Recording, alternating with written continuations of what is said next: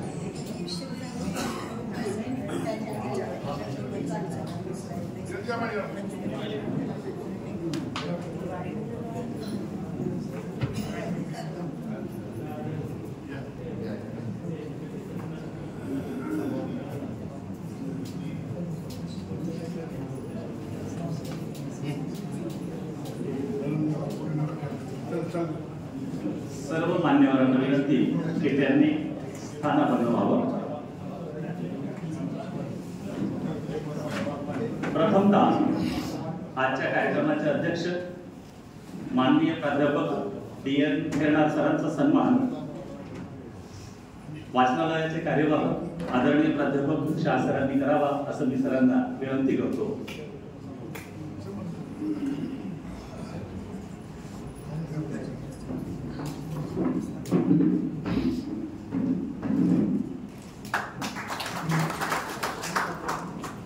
आजचे वक्ते माननीय श्रीधर शिंदे सरांचा सन्मान आजच्या कार्यक्रमाचे अध्यक्ष माननीय प्राध्यापक डी.एन. खेळणार सरांनी करावा आणि प्राध्यापक ज्ञानेश्वर चव्हाण सरांनी सरांचा परिचय करून द्यावा। सन्माननीय व्यासपीठ तथा उपस्थित श्रोतृगणो, आजच्या तिसऱ्या पर्वाचे आपले प्रमुख व्याख्याते आहेत श्रीधर मारुती शिंदे सर। लातूर जिल्ह्यातील सापुली या गावचे। सरांच्या कुटुंबात वारकरी संप्रदायाचा प्रभाव राहिलेला आहे। या कारणास्तव सर कीर्तनकार म्हणूनही आपापल्या पंचक्रोशीत प्रख्यात आहेत। सरांच्या त्या व्यासंगामुळे सर वारकरी संप्रदायाचे पाये तथा एक व्याख्याते म्हणून आज रोजी महाराष्ट्राच्या बाहेर आणि विशेष आनंदाची गोष्ट म्हणजे व्हिएतनाम आणि थायलंड सारख्या परदेशी भूमीतही त्यांनी शिवविचारांचा जागर केला असेल। महाराष्ट्रातील प्रबोधनाची जी परंपरा आहे ती त्यांनी शब्दपूजेच्या माध्यमातून या देशाच्या तथा जगाच्या विविध कानाकोपऱ्यात मांडण्यासाठी ते आजही प्रयत्नशील आहेत। सरांचा आम्ही सांस्कृतिक समितीच्या वतीने मनपूर्वक स्वागत करतो। धन्यवाद सर। आजचे प्रमुख वक्ते आदरणीय श्री श्रीधर शिंदे साहेबांना मी विनंती करतो की त्यांनी आपल्या सुंदर जगण्यासाठी या विषयावर आपलं मनोगत मांडावं. आणि सगळ्या श्रोत्यांना माझी विनंती आहे की त्यांनी आपला फोन सायलेंट करून द्यावा.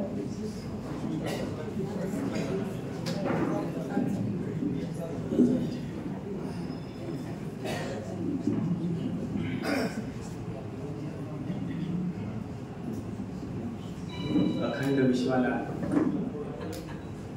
शांततेचा संदेश देत शांतिप्रिय राष्ट्र निर्माण करू पाहणारे शांतिदूत तथागत गौतम बुद्ध,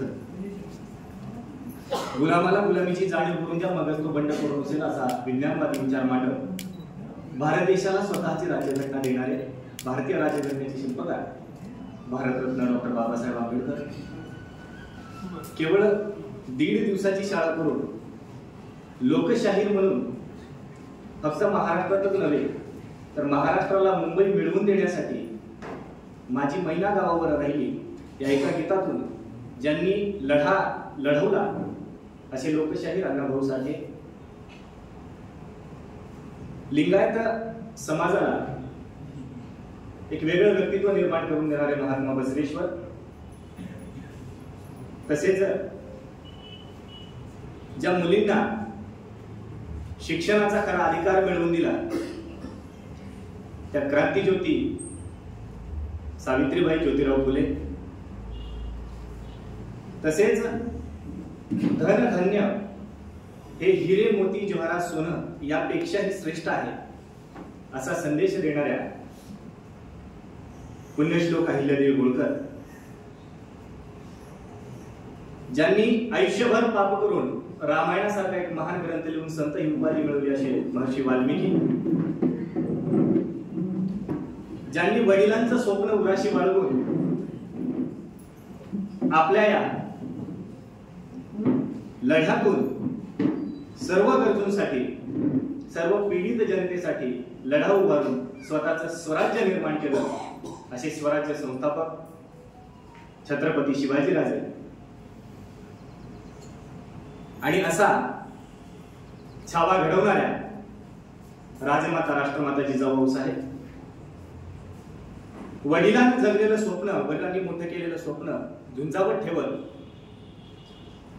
त्याच बछड्याच्या माफ करा त्याच सिंहाच्या छाव्यानं स्वराज्य संकल्पनेचा संस्थापनेचा वसा उचलत स्वराज्याचं संरक्षण केलं असे धर्मवीर छत्रपती शंभूराजे, माझे जन्मदाते आई वडील, ज्या नवरात्रामध्ये शारदीय नवरात्रोत्सव आपण साजरा करतोय अशी आई तुळजाभवानी, व्यासपीठावर उपस्थित सर्व मान्यवर, आपण सर्व श्रोतावर्ग सर्वांच्या चरणी प्रथमतः अनंत कोटी प्रणिपात समर्पित करतो आणि माझ्या वाणीला प्रारंभ करतो. सुरुवातीला असं की बऱ्याच दिवसांनी माझ्यासोबत असं झालं की मोठ्याला ऐकायला छोटे येतात आणि छोट्याला ऐकायला मोठे आले. त्याच्यामुळे मनात भीती नसताना सुद्धा पाय आज थरथरतो. त्याच्यामुळं प्रथमतः जर काही चुकून शब्द निघाले असतील किंवा निघतील तर लहान लेकरू समजून तुम्ही पोटात घ्यावं, कारण विषय स्वतःच्या जीवनाचा आहे. त्याच्यावर बोलत असताना काही प्रसंग कोणाच्या आयुष्यात जर आले असतील तर तो केवळ योगायोग समजावा, कारण जीवनावर बोलत असताना बऱ्याच जणांच्या आयुष्यात असे प्रसंग येतात ज्याच्यातून माणसाला राग निर्माण होतो आणि तो राग कित्येकदा स्वतःच्या आयुष्यावर बेततो किंवा मग दुसऱ्याच्या जीवनावर. मग असा राग इथे आठवू नये, फक्त एवढी एक माफक अपेक्षा ठेवतो आणि माझ्या व्याख्यानाला माझ्या बोलण्याला सुरुवात करतो. मला या ठिकाणी आल्याच्या नंतर कळलं की 4 जून 1917 बरोबर ना, या साली या वाचनालयाची स्थापना झाली. म्हणजे आपला देश स्वतंत्र होण्याच्या अगोदरचं हे वाचनालय आहे. हे बघून खरं तर अभिमान वाटला, कारण काही वाचनालय आजकाल चालू होतात 2-4 वर्षात पुन्हा बंद होतात, पण या वाचनालयाला लाभलेली 108 वर्षांची परंपरा आणि 108व्या वर्षी त्या व्याख्यानमालेचा 25वा रौप्य महोत्सव, 25व्या वर्षीचा रौप्य महोत्सव, आणि या रौप्य महोत्सवाचं 3रं पुष्प अर्पण करण्याचं भाग्य मला लाभलं. खरोखरच मी भाग्यवान आहे. आणि या गावामध्ये साक्री तालुक्यामध्ये नवे इकडे येण्याचा माझा पहिलीच वेळ आहे. त्याच्यामुळं इकडचा श्रोता कसा आहे हे माहिती नाहीये मला. कारण श्रोत्याला आवडणारा वक्ता असेल तर तो वक्ता असतो, नाही तर मग तो वक्ता होतो. त्याच्यामुळं थोडस व्यंगाकडे वळून, हास्याकडे वळून पुन्हा जीवनावश्यक गोष्टींकडे आपल्याला वळायचं आहे. कारण सारखं जर आवश्यक सांगत गेलं तर खरं सांगितलं तर बरं वाटत नाही, जे बरं सांगितलं ते खरं वाटत नाही. त्याच्यामुळे असं होऊ नये म्हणून सुरुवात एका धार्मिक अध्ययनापासून मी करतो. माणसानं जीवन जगत असताना आपल्या जीवनात येणाऱ्या संकटांवर मात करण्याच्या अगोदर संकटाला समजून घ्यायला शिकलं पाहिजे. रामायणाचा कालखंड आपण पाहत असताना रामायणामध्ये बरेच दृश्य असे आपल्याला येतात की एका क्षणामध्ये पूर्ण आयुष्य पालटून जातं. ज्यावेळेस प्रभू रामचंद्रांना दुसऱ्या दिवशी अयोध्येचं राज्य मिळालं होतं, दुसऱ्या दिवशी सकाळी राज्याभिषेक होता, पण रात्री घटना अशी दिसली की दुसऱ्या दिवशीच वनवास स्वीकारावा लागला. अशी प्रसंग आपल्या आयुष्यात येतात, माझ्याही आयुष्यात आली आहे. ज्या दिवशी मला ही नोकरी मिळणार होती, नोकरी मिळाली असतं तर खरं आधी तुम्ही आलो नसतो, तो भाग वेगळा. पण दुसऱ्या दिवशी मला असं कळलं की ती जागा आरक्षित झाली. आरक्षणाचा मोठा घोडा आपल्याकडे आहे, तो आणखी चालू कधी तुटेल माहिती नाही. पण ज्यावेळेस प्रभू रामांच्या जीवनामध्ये असा प्रसंग आला त्यावेळेस त्यांची नकारात्मकता तिथे आपल्याला पाहायला मिळत नाही. तिथे आपल्याला पाहायला मिळाली की त्यांची सकारात्मकता. ज्यावेळेस वनवासाला जायची गोष्ट माता कौशल्याला कळली त्यावेळेस कौशल्या माता प्रभू श्री रामचंद्रांना विचारताय काय झालं. त्यावेळेस हसत मुखांनी रामचंद्रांनी उत्तर दिलं. ते म्हटले की मा, म्हणजे पिताजीने वन का राज्य दिले, मला जंगलाचं राज्य दिलं. ते असे म्हटले ना की मला वनवास मिळाला. अडचणी प्रत्येकाला येतात, फक्त त्या अडचणींना समजून घेता आलं पाहिजे. 14 वर्षाचा वनवास सहन केला, पण त्या वनवासामध्ये एवढे प्रसंग त्यांच्या जीवनाला एक वेगळं वळण देऊन जातात.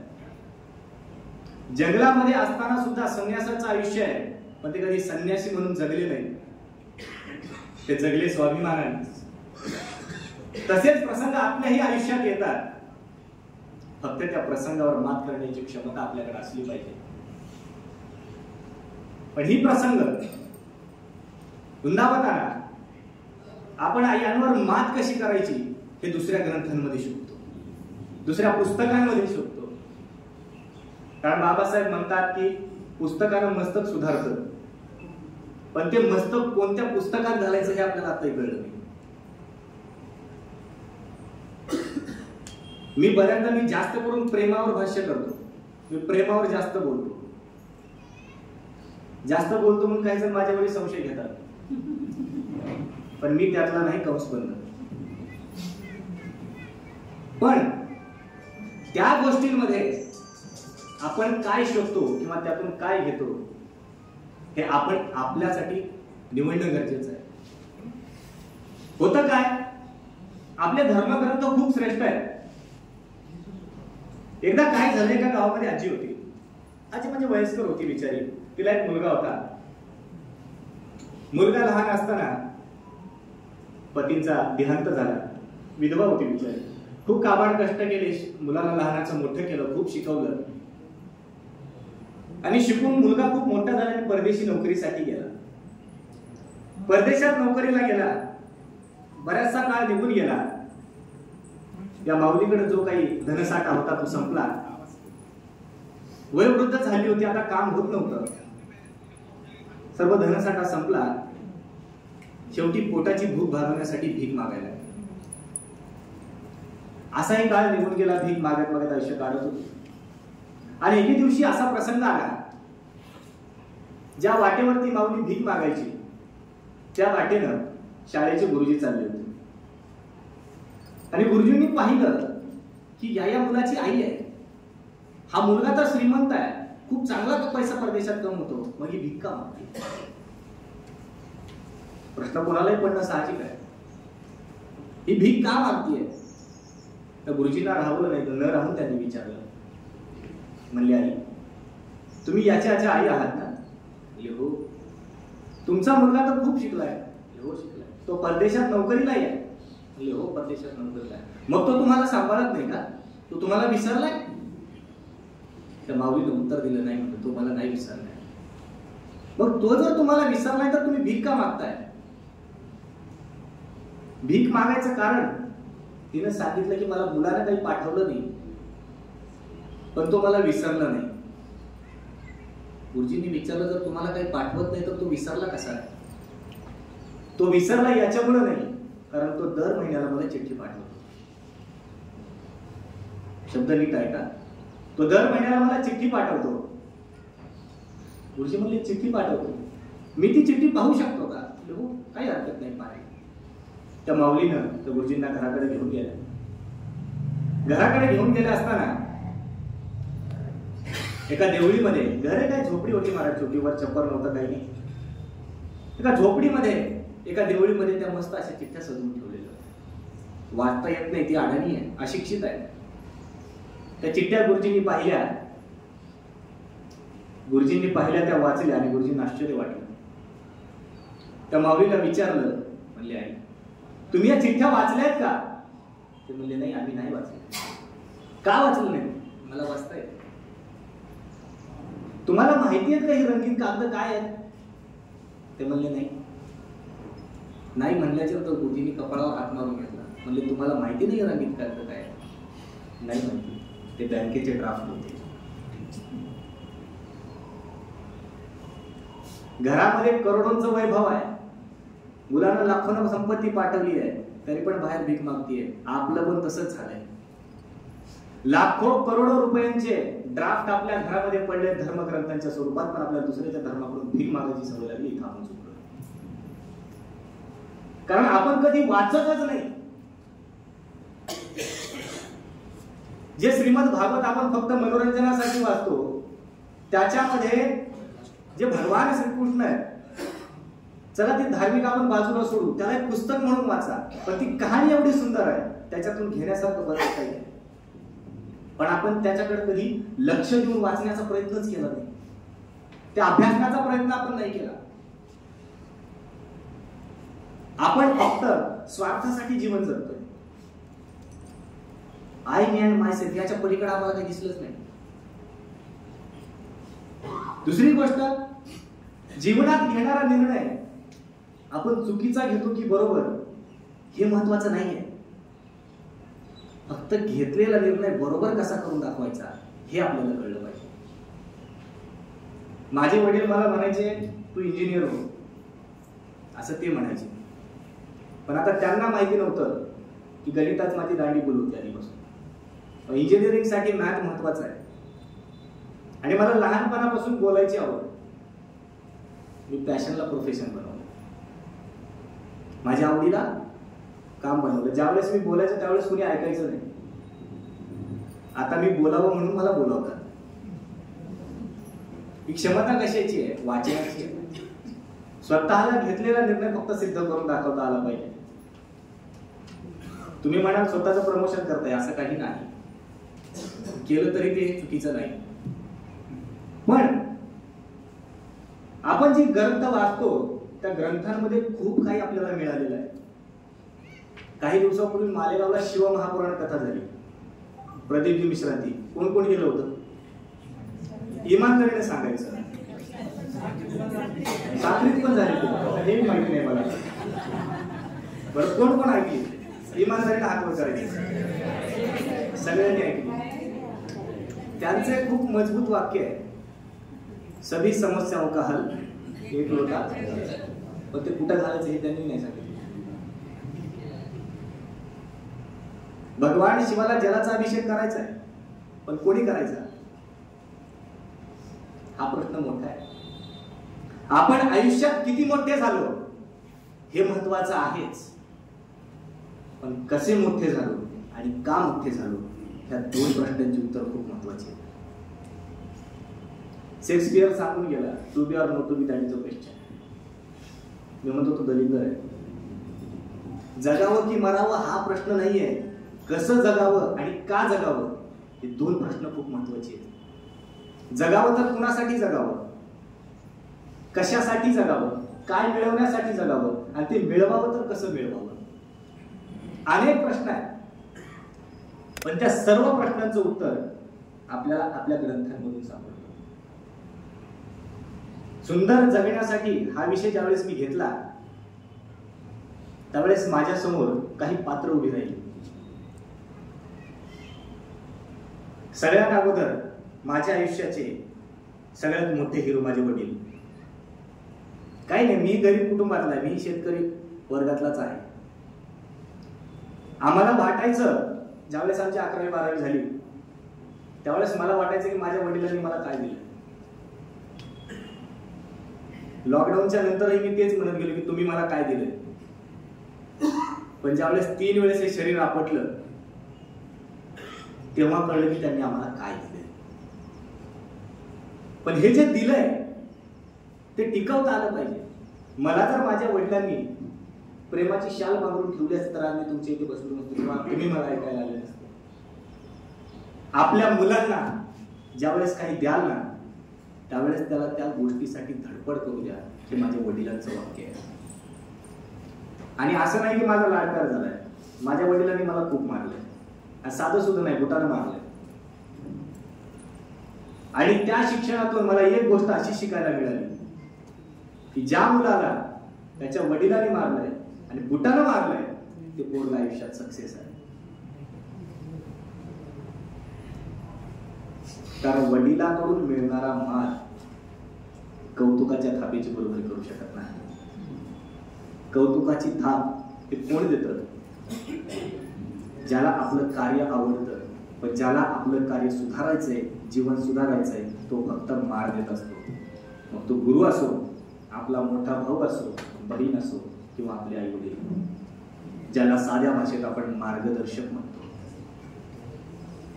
या जीवनामध्ये जगत असताना आपण काही गोष्टींचा विचार करणं खूप गरजेचं आहे. आपण शिवमहापुराणाचा विषय मध्ये सोडला, फिरून येणार आहे मी तिथं. कसं बोल फिरून एका जागी यायचं मला माहिती आहे, कारण मी कीर्तनकार आहे. शब्दांचा खेळ मला चांगला खेळता आहे. शिवमहापुराणामध्ये तुम्ही समुद्र मंथनाची कथा ऐकली असेल, काही तर ऐकली नाही. समुद्र मंथनाची कथा प्रत्येक ग्रंथात आहे. रामायणामध्येही पाहायला मिळते, पण क्वचित मिळते.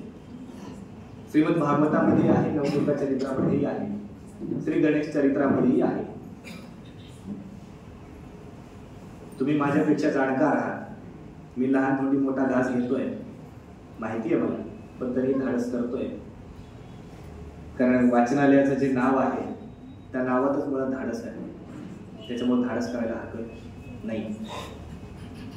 समुद्र मंथनाची कथा ज्यावेळेस आपण अभ्यासतो त्यावेळेस समुद्र मंथन नेमकं काय आहे हे आमच्या लक्षात येतं का?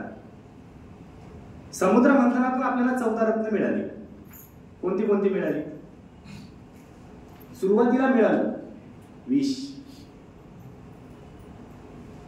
सुरुवातीला विषच का मिळालं? बरं, समुद्र मंथन झालं. समुद्र मंथन नेमकं काय आहे? समुद्र मंथन हे सागराचं मंथन नाही. समुद्र मंथन हे मुळात आपल्या आत्म्याचं मंथन आहे, मुळात आपल्या मनाचं मंथन आहे. आपण यश मिळवण्यासाठी केलेली घोडदौड म्हणजे समुद्र मंथन आहे.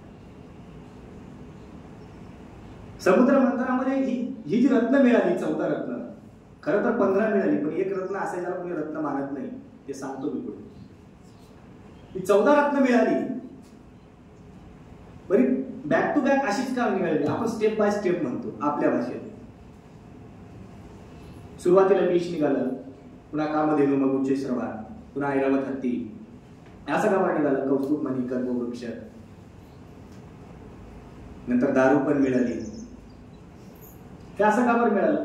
सुरुवातीलाच अमृत मिळालं असतं, समुद्र मंथन करायची गरजच नव्हती. बरं, हे सगळं सोडा, सुरुवातीला दारू मिळाली असती तर पिपाकी छुट्टी कुणी समुद्र मंथनच केलं नसतं, गरजच पडली नसते ना. अमृतापेक्षा मी म्हणणार नाही, कारण आपण वाचनालयात आहोत. मग समुद्र मंथनातून जे आपल्याला मिळालं ते आपल्या यशाचं प्रतीक म्हणजे अमृत आहे. सुरुवातीला हलहल विष मिळालं. हे विष म्हणजे आपण कार्याला सुरुवात केल्याच्या नंतर जगाची निंदा आहे, जगाने केलेली आपली निंदा आहे.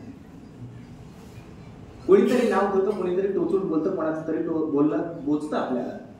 पण या सगळ्याकडे दुर्लक्ष करून हे जर आपण समाजाचं नाव ठेवणं जर सहन केलं तर पहिला आयुष्याचा प्रगतीचा पडाव पार करतो. ते हलहल विष पचवायचं आपल्याला, आणि हे पचवण्याची ताकद आपल्याला आपले वरिष्ठ देतात, आपले मार्गदर्शक देतात, म्हणजे ते भगवान शंकर. दुसरं रत्न आलं कामधेनू, गाय. गायच का बरं निघाली? कारण गायीमध्ये पावित्र्य असतं, ती आरोग्यदायिनी आहे, तिचे पंचगव्य आहेत, ज्याच्यापासून आपल्याला बरंच काही मिळतं. आता काय काय मिळतं ते सांगत बसलो तर एक तास आपल्याला निघून जाईल. बरंच काही मिळतं. मग कामधेनू काय आहे? कामधेनू आपल्या यशाची दुसरी पायरी आहे. जे जगाचं आपण विष पचवलं, ते विष पचवल्याच्या नंतर आपल्या शरीरामध्ये पावित्र्य निर्माण होतं, आपल्या मनामध्ये कुठलीही वेदना सहन करण्याची शक्ती येते, आणि ही प्रखर शक्ती म्हणजे कामधेनू आहे. मग हे सर्वजण आपण सहन केलं, या दोन्ही गोष्टी आपल्याकडे अंगीकृत झाल्या, तर आपल्या यशाला मिळवण्यासाठीच्या घोडदौडीमध्ये एक असा वेग येतो की उच्च श्रवासारख्या घोड्याचा वेग आपल्या यशप्राप्तीच्या ध्येयाकडे धावत असतो. त्या वेगानं आपण आपल्या ध्येयाला गाठण्यासाठी धावतो. हे तिसरं रत्न आहे. उच्च श्रवानंतर काय मिळालं? मग यश संपादन करत असताना आपली घोडदौड एवढी मोठी होते की आपल्याला समाजामध्ये बलाढ्य अशी प्रतिभा निर्माण होते, म्हणजे ऐरावत हत्ती येतो. बलाढ्य प्रतिभा. कारण यश प्राप्तीची घोडदौड चालू असताना पहिल्यांदा निंदा करणारे लोक पुन्हा शांत बसतात, आणि जर मग त्याच यशाच्या मार्गाने आपण चालत राहतो तर आपली ही वावा होते. बलाढ्य स्वरूपाची प्रतिभा ज्यावेळेस आपल्याला समाजामध्ये मिळते त्यावेळेस लोक आपल्याला मान देतात, आपल्याला सन्मान मिळतो. फक्त तो मार्ग चांगला असला पाहिजे. नाहीतर एखादा खुनी आहे, तो खून करत चाललाय, लोक त्याला प्रतिभा वाढवेल असं आहे का? नाही. ज्या देशात आपण राहतो तिथला आपल्याला राजा नाही व्हायचंय, त्या देशातला आपल्याला विद्वान व्हायचंय. कारण स्वदेशी पूज्यते राजा, विद्वान सर्वत्र पूज्यते. राजाची पूजा ही फक्त त्याच्या देशापुरती सीमित आहे, विद्वान सर्वत्र पूजला जातो. सरपंच झाला तर गावापुरता आहे, आमदार झाला तर तालुक्यापुरता आहे, खासदार झाला जिल्ह्यापुरता आहे, प्रधानमंत्री झाला देशापुरता आहे, राष्ट्रपती नावापुरता आहे, शिक्षक झाला शाळेपुरता आहे, प्राचार्य झालं तर तेवढंच महाविद्यालय त्यांच्या ताब्यात आहे. परवाचा राग मानू नका बरं. गृहिणी झाली तर घरापुरती सीमित आहे, पिता असेल तर पुत्रापुरता सीमित आहे. पण विद्वान असेल तर जगात कुठेही त्याला मान मिळतो. त्याच्यामुळे प्रतिभेमध्ये विद्वत्ता प्राप्त होते, आणि विद्वत्तेचा हत्ती मिळवायला आपल्याला प्रत्येक गाव मोकळं असतं. बरं, हत्ती ज्या वेळेस गावामध्ये येतो, आम्ही लहान असताना यायचे, मीही मोठा झालो नाही, अजून लहानच आहे, आमचा अजून असंच आहे, मागायला पुढे तो फुटावर. आमच्या गावामध्ये हत्ती यायचे. ते हत्ती आल्याच्या नंतर आमच्या गावातल्या स्त्रिया ज्या माझ्या बरोबरच्या आहेत, काही लहान असतील, काही मोठ्या असतील, या सर्वजण हत्ती पाहायला आम्ही जमा व्हायचो. मस्त त्याचा महावत असायचा, आणि ते हत्ती गावामध्ये यायचे. गावामध्ये आल्याच्या नंतर काही महिला सुपातून धान्य वगैरे घेऊन यायच्या, कुणी पैसे द्यायचं, कुणी हत्तीसाठी चारा द्यायचं, काही मुलं ऊस तोडून आणायचे, त्या हत्तीला द्यायचे. तो आनंद वेगळा होता. पण या हत्तीची सगळी पूजा वगैरे पाहताना गावातला एक व्यक्ती किंवा एक प्राणी म्हणून त्याला खूप राग यायचा, आणि तो त्या हत्तीच्या पाठीमागे जाऊन भुंकायचा. शब्दावर लक्ष द्या. मी आधीच सांगितलं, शब्दांचा खेळ मी थोडासा खेळतो, जास्त जमत नाही मला. हातीच्या पाठीमागे जाऊन भुंकायचा. तो याच्यासाठी नाही भुंकायचा की हा एवढा मोठा काय, तो याच्यासाठी भुंकायचा की याला एवढा मान का मिळतोय. बरे भुकणारे हत्ती कुठपर्यंत असतात? गावापर्यंत. गाव संपलं की पुन्हा एकमेकाला विचारतात चांगला भुकलो का नाही त्याच्यावर. पण हत्तीला त्याचा काही फरक पडत नाही, तो मस्त आपल्या मस्तानी चालीमध्ये चालत राहतो. बरे पाठीमागं भुकतात, समोरून भुकायची हिंमत त्यांची होत नाही. कारण माहितीये समोर आपण हातीने जर पाय दिला तर आपण इथून सरळ तिथं जाऊ, तिथल्या लोकांची कामना आहे. मग क्षेत्रातला हाती व्हायचं आहे. म्हणून प्रतिभा मिळवता आली पाहिजे. ती प्रतिभा आपल्याला 4थ्या रत्नातून मिळते.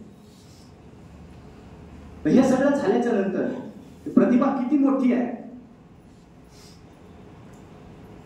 मग प्रतिभा जर आपल्याला समाजामध्ये जर मोठी प्रतिभा आपल्याला मिळाली तर आपली प्रत्येक कल्पना सत्यात उतरते.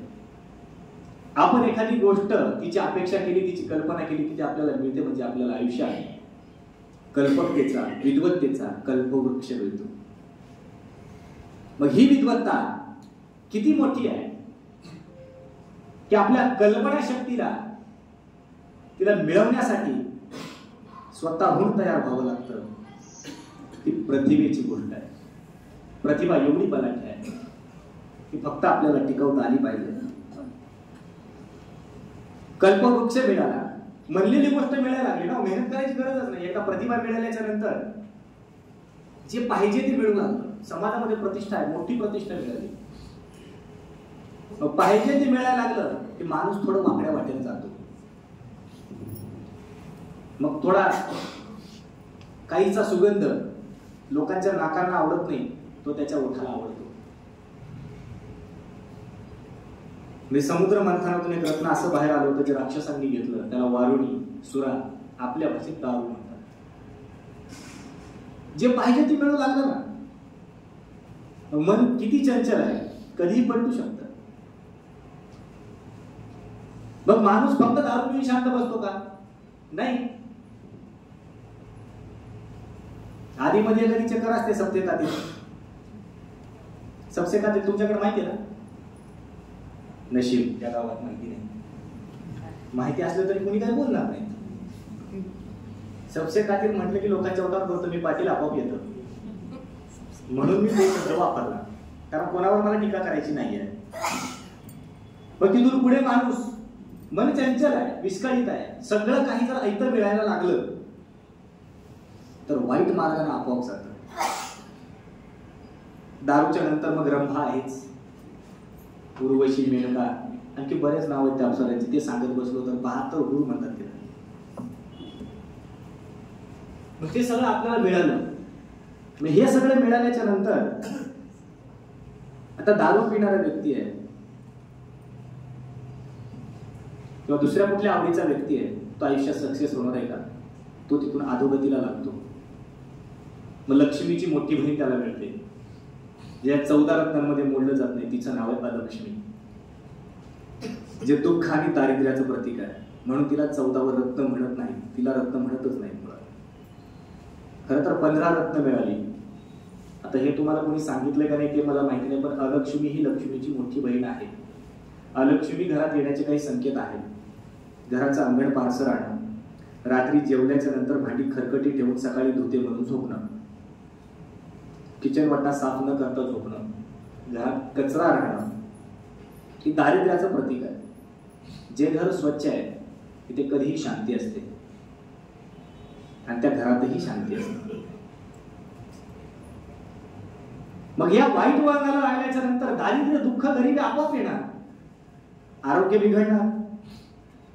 मग या सगळ्याला जर तुम्ही सोडलं, या 2-3 मार्गांना जर सोडलं, कुठल्या वारुणी सोडली, दारू सोडली, रंभा उर्वशी सोडल्या, अलक्ष्मी येण्याचा प्रश्न येत नाही.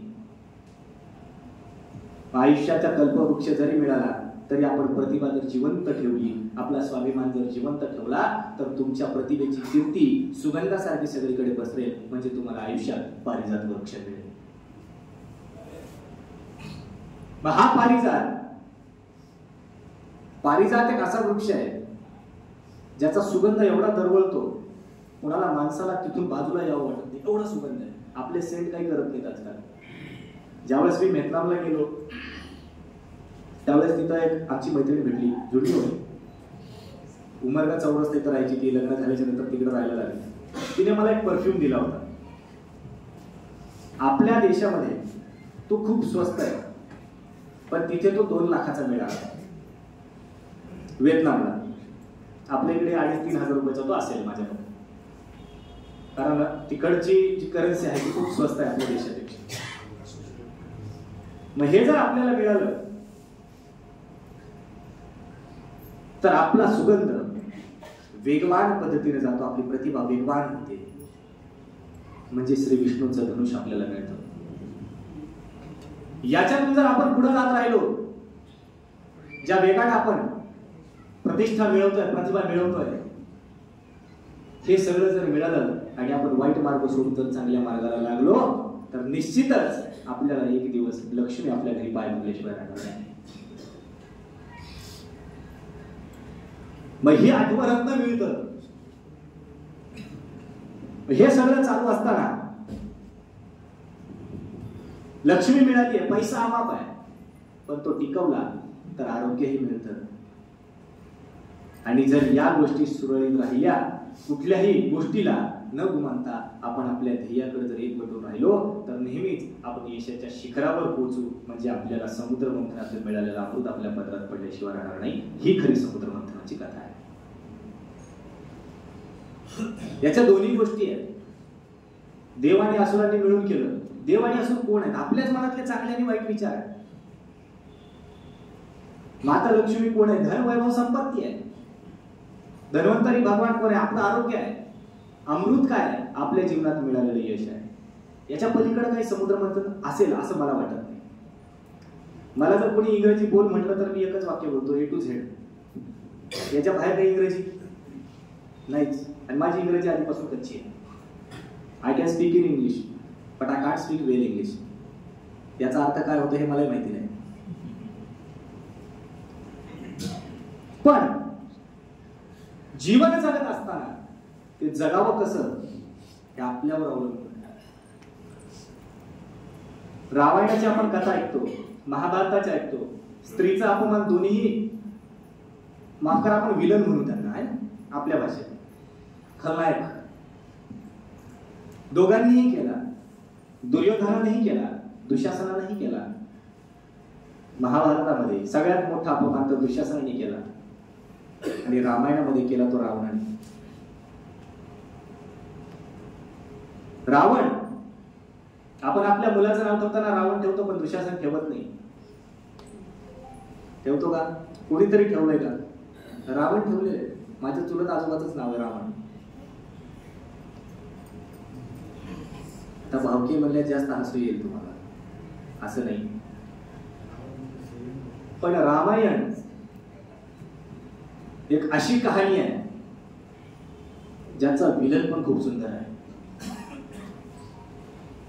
मला जर कोणी प्रश्न विचारला राम श्रेष्ठ की सीता श्रेष्ठ, तुमचं उत्तर काय असेल? बोलताय ना तुम्ही? कोण श्रेष्ठ? पुरुषांपैकी कोणाचा आवाज आला सीता श्रेष्ठ? वा. आणि हेच उत्तर खरं आहे. राम तर श्रेष्ठच. राम श्रेष्ठच. एका राज्याची राजकुमारी असताना सुद्धा, एका राजाची पत्नी असताना सुद्धा फक्त आपल्या पतीसोबत वनवासात जायचं म्हणून एका शब्दावर जी तयार झाली ना, ती सीता आहे. म्हणून सीता श्रेष्ठ आहे. आणखी एक प्रश्न, उर्मिला श्रेष्ठ की सीता श्रेष्ठ? उर्मिला श्रेष्ठ. कारण सीता जरी वनवासाला गेली असली तरी ती त्याच्या पतीसोबत आहे. खरा वनवास भोगला तो उर्मिला. आईसारखी मोठी बहीण दुरावली. सगळ्यात मोठा आधार मानला जाणारा पती लग्नाच्या नंतर, सगळ्यात मोठा आधार ज्याच्या जीवावर आपण सर्वस्व त्यागून येतो तो सुद्धा दूर झाला, पण ती डगमगली नाही. रामायणासारख्या कथामध्ये सर्वात मोठा त्याग जर कोणी केला असेल तो लक्ष्मण आणि उर्मिलेचा त्याग आहे, बाकी कोणाचा नाही. प्रभू श्री रामचंद्र वनवासात असताना सुद्धा राजासारखं जीवन जगले, कारण त्यांची सेवा करायला प्रभू लक्ष्मण सोबत होते. विश्वास येतो आयुष्यामध्ये, विश्वास खूप महत्वाचा आहे. विश्वासाचा ज्यावेळेस मी उदाहरण देतो त्यावेळेस एक प्रसंग मला रामायणातला खूप मोठा आठवतो. छोटा प्रसंग आहे पण त्याच्यातून घेण्यासारखं बरंच काही आहे. ज्यावेळेस लक्ष्मणजींना शक्ती लागली, शक्तीचा आघात झाला, त्यावेळेस हनुमंतराय संजीवनी बुटी आणायला गेले होते द्रोणागिरी पर्वताकडे. ते नाव तुम्हाला माहिती असते. द्रोणागिरी पर्वत घेऊन येत असताना अयोध्येच्या वरून जायचं होतं. मग हा पर्वतावरच्या सगळ्या संजीवनी बुटीचा लखलखाट दिसू लागला. ते दिसू लागत असताना भरतांनी पाहिलं, म्हणलं परदेश आपल्यावर आक्रमण करतोय, पाकिस्तानचा हल्ला झाला आपल्यावर, म्हणजे याला खाली उतरवावं. त्यांना काही ड्रोन पाडले होते आपल्या देशात, म्हणजे याला खाली उतरवावं. मग उतरवायचं कसं? भरतांनी युक्ती केली आणि कैद करून हनुमंतरायांना खाली उतरवलं. हनुमंतरायाला कुठलाही बाण कैद करू शकला नाही, कारण त्या बाणामध्ये सुद्धा रामाची शक्ती होती. म्हणून हनुमंतरायाला खाली उतरवलं. उतरवलं असताना हनुमंतरायाच्या मुखात एकच भजन असतं, राम. पण त्या रामाच्या भजनामुळं भरतरामांना कळलं या कोणीतरी आपल्या भावाचा संबंधित आहे. विचारलं तुम्ही कोण आहे? म्हणलं श्रीरामांचा दूत आहे. हनुमंतरायाला परिचय विचारला तर हनुमंतराय सांगत नाही, स्वतःचा मोठेपणा सांगत नाही. मी माझा मोठेपणा असं कधी सांगत नाही की मी इकडे इकडे गेलो, मी इकडे शिकलो, एवढे देश फिरलोय. काय करायचंय? मी आहे एक वक्ता आहे, सामान्य तुमच्यातलाच माणूस आहे. हनुमंतरायाचा परिचय देताना महर्षी वेदव्यासांनी खूप सुंदर लिहिलंय. मनोजवं मारुत तुल्य वेगम जितेंद्रिय बुद्धिमत्तां वरिष्ठम वातात्मज वानर युतमुख्यम श्री रामदूतम शरणं प्रपद्ये. कोण आहे? वातात्मजम. वात कोण आहे? हवा, वायूचा जो आत्मज आहे. वानर युत मुख्यम आहे, वानराच्या युताचा मुख्य आहे. मनोजवम मारुत तुल्य वेगम, मनापेक्षाही जास्त ज्याची गती आहे. जितेंद्रिय आहे, जो कधीच हारणारा नाही आहे. बुद्धिमत्ता वरिष्ठ, बुद्धीमध्ये सर्वश्रेष्ठ आहे. तो आहे कोण? भगवान शंकराचा 8वा रुद्र आहे. एवढा असताना सुद्धा तो परिचय काय देतो?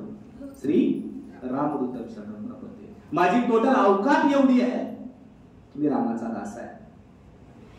आयुष्यात मोठं होऊन जगायचं नाही. ऐरावत रत्न थोरत्यासी अंकुशाचा मारा. किती सुंदर उदाहरण आपल्या तुकोबारांनी दिली आहे. मग ही प्रतिभा मिळवताना रामायणामधल्या प्रसंगाकडे आपण होतो. त्यावेळेस सांगितलं की मी रामाचा दूत आहे. रामाचा दूत म्हटलं तर भरताच्या डोळ्यामध्ये अश्रू आले. त्यांनी जवळ घेतलं, विचारलं मी असा भाऊ आहे. हनुमंतरायाला असं पाणवले, डोळे पाणवले, दोघांनी भेट घेतली आणि महालामध्ये आले. अयोध्येमध्ये आल्याच्या नंतर सर्वांनी आतिथ्य झाला. आता हनुमंतरायाचा मित्र प्रभू रामचंद्रांचे आतिथ्य झालं, त्यांना जवळ बसवलं गेलं. ते आले आणि तिथे माता कौशल्य जवळ आली. हनुमंतरायाने कौशल्याचा संवाद आहे, या संवादावर थोडंसं लक्ष द्या. हनुमंतराय बसलेले आहेत, कौशल्य आले आणि माता कौशल्य म्हणतात, हनुमंतराय माझ्या रामाला एक संदेश द्याल का? म्हणजे हो, देतो नाही. त्याला सांगा 14 वर्ष वाट खूप बघितली आम्ही 14 वर्ष वाट खूप बघितली आहे, पण त्याला सांग लक्ष्मणाला घेतल्याशिवाय अयोध्येत पाऊल टाकायचं नाही. कोण म्हणताय? कौशल्य म्हणते. कौशल्य माता निघून गेल्या, सुमित्रा माता आल्या. सुमित्रा आली, म्हणू लागली म्हणजे हनुमंतराय तुम्हाला ताईनं काय सांगितलंय मला माहिती नाही, सवत होती मोठी. तुमच्याकडे ताई म्हणतात का? आमच्याकडे वेगवेगळे शब्द आहेत, ते इथं बोलू शकत नाही. सवत असताना सुद्धा म्हटले ताई ताई तुम्हाला काय बोलल्या मला माहिती नाही, तर रामाला माझा एक संदेश द्या. म्हणजे काय? रामाला सांगा की 14 वर्ष मीही तुमची वाट खूप बघितली आहे. सीतेला घेतल्याशिवाय अयोध्येत पाऊल टाकायचं नाही. लक्ष्मण मेला तरी चालेल, माझा दुसरा पुत्र त्याला सोबत पाठवून दे. ही सुमित्रा आहे. या दोघी गेल्या आणि उर्मिला हसत हनुमंतरायांच्या समोर आली. उर्मिला हसत आली, हनुमंतराला म्हणते अहो जेवून तरी घ्या, तुम्ही गडबडीने चालले, तुम्ही जेवा. हनुमंतरायाला आश्चर्य वाटलं. म्हणली हिचा नवरा तिथं शरणावर झोपलाय, आणि ही तर मला जेवायला सांगतेय ते पण हसत आहे. तिच्यामध्ये भीतीचा एक कणही नाही. सगळे माणसं जिकडे तिकडे गेल्याच्या नंतर उर्मिलेचे चरण पकडले आणि विचारलं, म्हणले माता, तुमचा नवरा तिथं मरणाच्या दारात आहे, पण तुम्ही एवढ्या आनंदात कसं काय? अहो तुम्ही तर मला म्हणलं पाहिजे की बाबा तू लवकर जा, तू थांबू नको इथं, तू लवकर जा, माझ्या नवऱ्याचे प्राण वाचव. पण तुम्ही मला थांबायला सांगताय, याच्या मागचं कारण काय? याच्या मागचं कारण काय आहे? त्यावेळेस उर्मिला हसून म्हटल्या, कोण म्हटलं तुम्हाला माझा नवरा सरण्यावर आहे? कोण म्हटलं तुम्हाला तो मृत्यूच्या दारात आहे? अहो माझा नवरा ज्याच्या मांडीवर झोपलाय ना, तिथून यमराज सोडा स्वतः महाकालाची सुद्धा हिंमत नाही त्याचा प्राण घेऊन जाईल. हा विश्वास होता एका भावजईचा आपल्या भायावर, तो आजच्या युगात असला पाहिजे.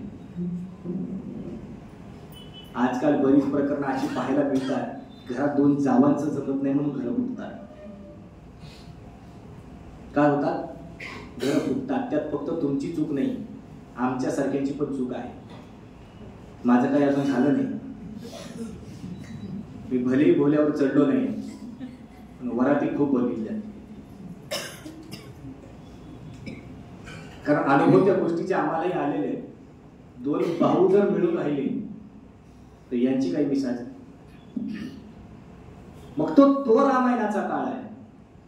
मी तर म्हणतो त्याला रामप्रभूंना तुम्ही देव म्हणून बघू नका. एक गोष्ट आहे, त्या गोष्टीमधलं एक पात्र आहे असं बघा. तसं जरी बघितलं तुम्ही तरी खूप काही घेण्यासारखं दिसत आहे. मी मुद्दाम हा विषय निवडला सुंदर जगण्यासाठी, कारण विषय असा आहे तो आपल्या जीवनाशी निगडीत आहे. आणि आपला प्रत्येक ग्रंथ आपल्याला वेगळं काहीतरी सांगून जातो. माणसाने जन्म कसा घ्यावा हे गोरखनाथाचं पुराण सांगतं. माणसानं आयुष्यात कसं जगावं हे रामायण सांगतं. माणसानं आयुष्यात काय करू नये हे शिवमहापुराण सांगतं. माणसाने मोक्ष कसा मिळवावा, माणसाने मृत्यू कसा मिळवावा हे गरुड पुराण सांगतं. आणि माणसाने मोक्ष कसा मिळवावा हे श्रीमद भागवत महापुराण सांगतं. पण आम्हाला या गोष्टी लक्षात येत नाही. आम्ही जातो कहाणीसारखं ऐकतो, कथा ऐकतो, निघून येतो, पण आचरणात ते आहे. छत्रपती शिवरायांनी ज्यावेळेस स्वराज्याची निर्मिती केली त्यावेळेस काय होतं त्यांच्याकडं? लोकशाही तेव्हा स्थापन झाली. 1957 सोडा, 1950 सोडा तुम्ही, राज्यघटना त्यावेळेस आपल्याला भेटली. पण लोकशाही खरी शिवस्वराज्यामध्ये चालू झाली. ज्यावेळेस आपण भारताची राज्यघटना, संविधान आणि शिवस्वराज्य कायदा हे दोन्ही मिळवून पाहतो ना, तुम्हाला काहीच बदल दिसणार नाही, काहीच दिसणार नाही. शिवकालीन जे स्वराज्याचे कायदे होते तेच कायदे कलमानुसार संविधानामध्ये नमूद केलेले. मी सांगत नाही, डॉक्टर बाबासाहेब आंबेडकर म्हणतात. ज्यावेळेस एका पत्रकार परिषदेमध्ये बाबासाहेबांना एका पत्रकाराने प्रश्न विचारला की तुम्हाला किती अडचणी निर्माण झाल्या संविधान लिहिण्यासाठी, त्यावेळेस बाबासाहेबांचे उद्गार होते की भारताचं संविधान लिहिण्यासाठी मला जास्त अडचणींचा सामना करावा लागला नाही, कारण माझ्या डोळ्यासमोर छत्रपतींचं स्वराज्य उभा होतं. हा विचार त्या काळात होता, आजही तो आहे. फक्त तो आज फक्त पुस्तकांपुरता सीमित राहिला आहे. आपल्या मनात तो आपण रुजवला नाही. मग हे सगळं जर मिळवायचं आहे, सुंदर जगण्यासाठी दुसरी काही गोष्ट लागत नाही, फक्त आपलं आचरण शुद्ध असलं पाहिजे. दुसऱ्यांबद्दलचा आदर आपल्या मनात असला पाहिजे. आपल्यापेक्षा कोण किती मोठा आहे हे न पाहता आपल्या समोर कोण उभा आहे हे पाहणं जास्त गरजेचं आहे असं मला वाटतं.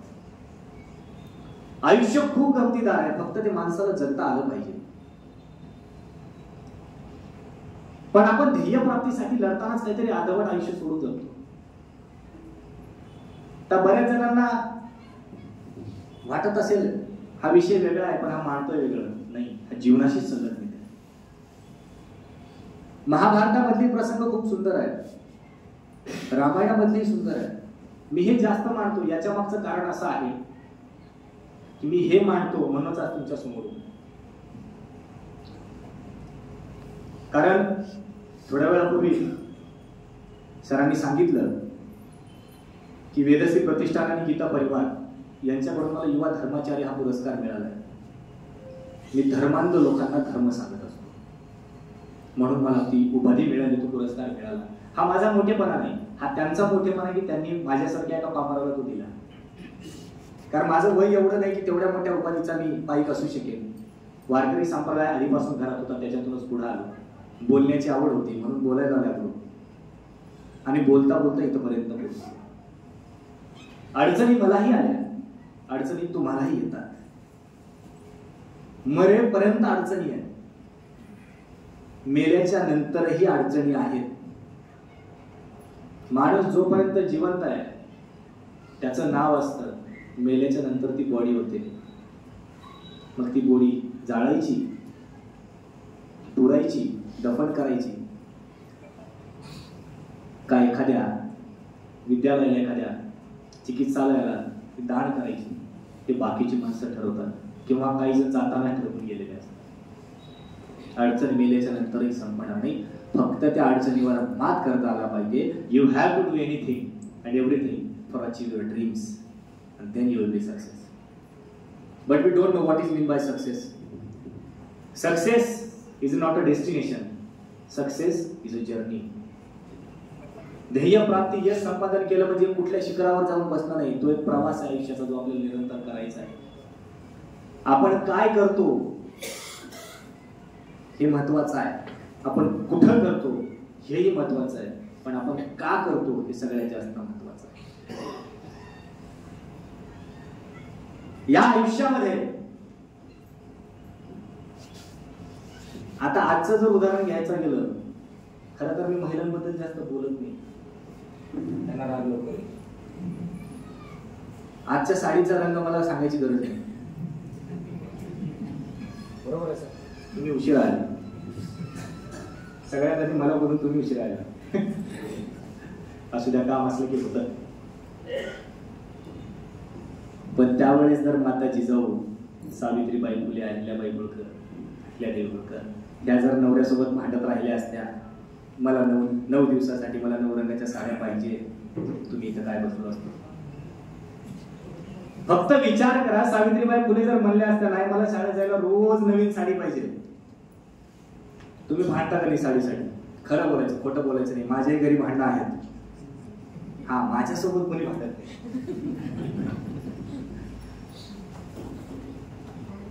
ते फक्त विचार करायचा हवा.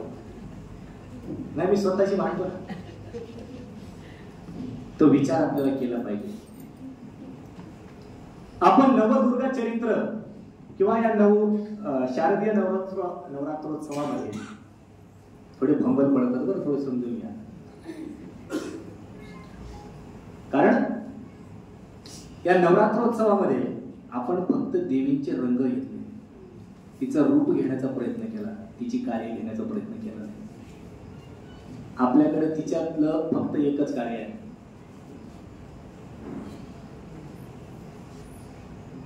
आपल्याकडे फक्त एकच कार्य आहे.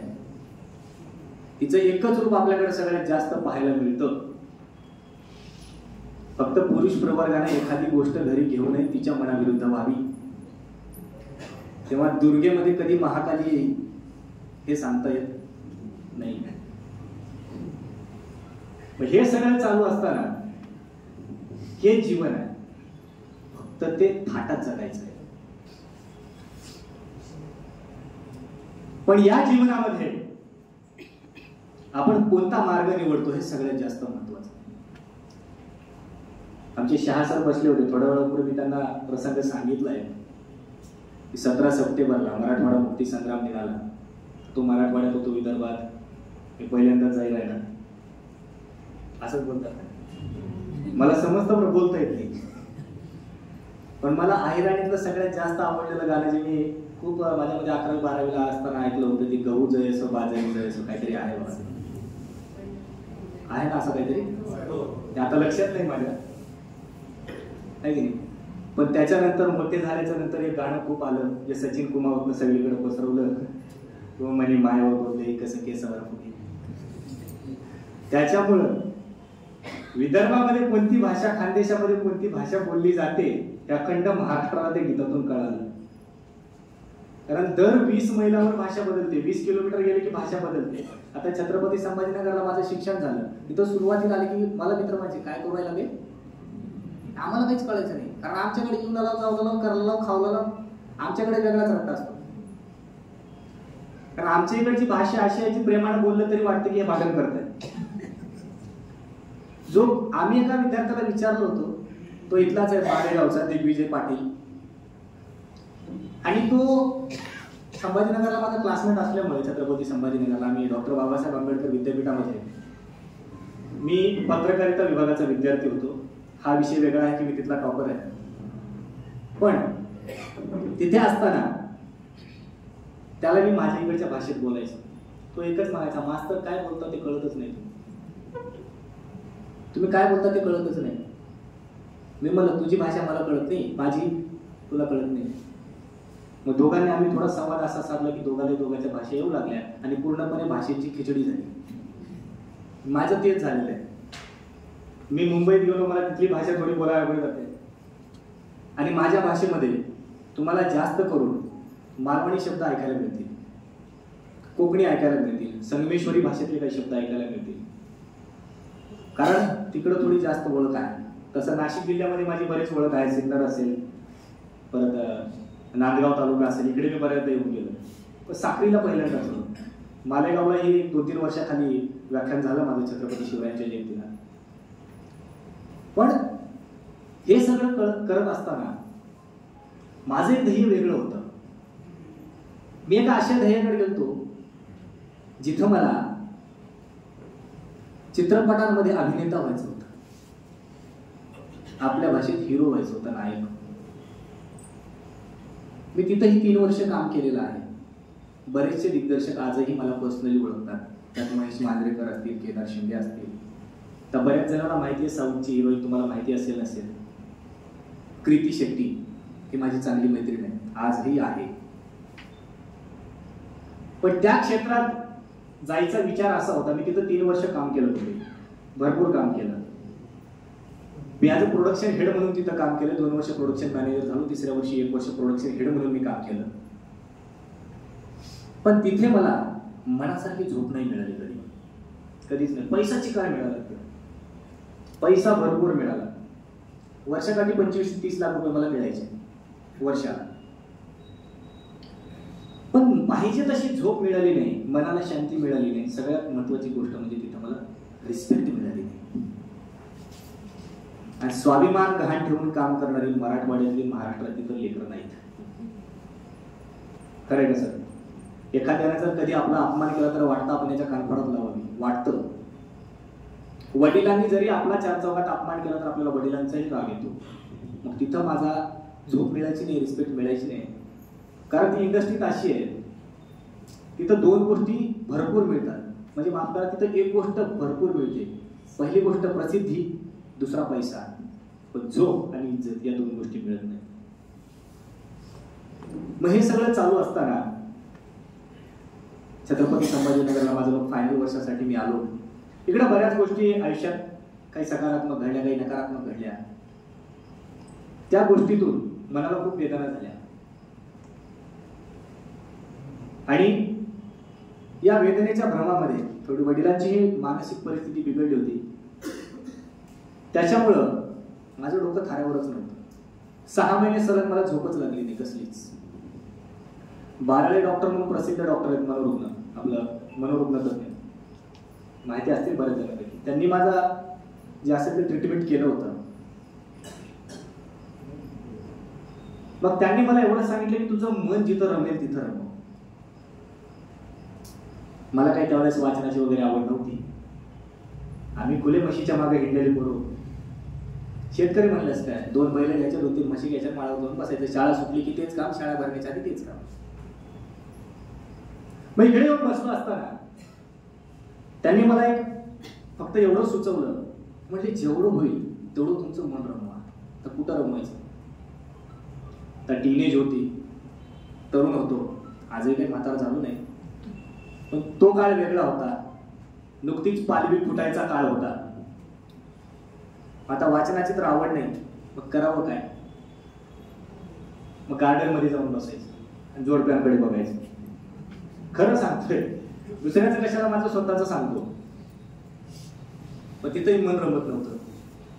विचार असा यायचा दुसऱ्याचं किती दिवस बघावं असा विचार यायचा फक्त. पण हिंमत एवढी नव्हती. कोणी साथीदार घ्यावा तर खर्च करावा लागतो आणि खर्च करावा एवढी आपली ऐकत नाही. मग ग्रंथालयामध्ये गेले. ग्रंथालयामध्ये गेले असताना 3 दिवस फक्त लायब्ररी हिंडलोय. काय वाचावं या विचारात. तिथं वाचत असताना माझ्या एका ज्युनियरकडं एक अपराजिता नावाचं पुस्तक होतं. त्या पुस्तकाच्या लेखिका आहेत शोभा सतीश राऊत. आणि सर्वात महत्वाचं त्याच्यामध्ये प्रेमाबद्दल लिहिलेलं आहे.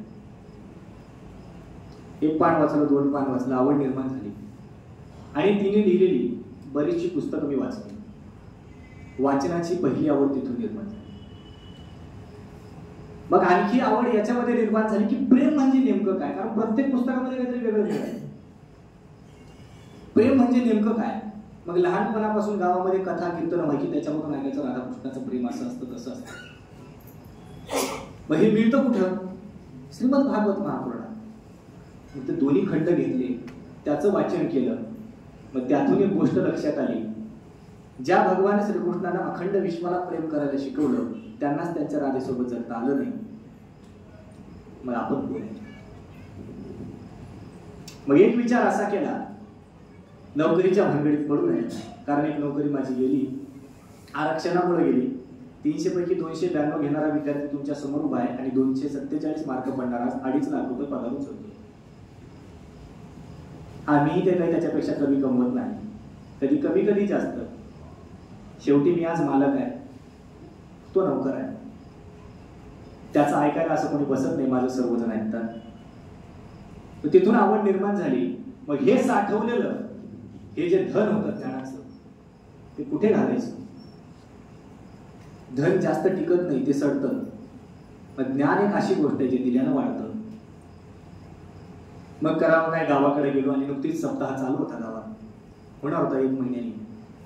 आणि तिथे कथाकार मिळत नव्हता श्रीमद भागवत कथा सांगण्यासाठी. मग आमचे गुरुवर्य मठाधीश भगवान महाराज आहेत, तिथं त्यांच्याकडे गेलो मी.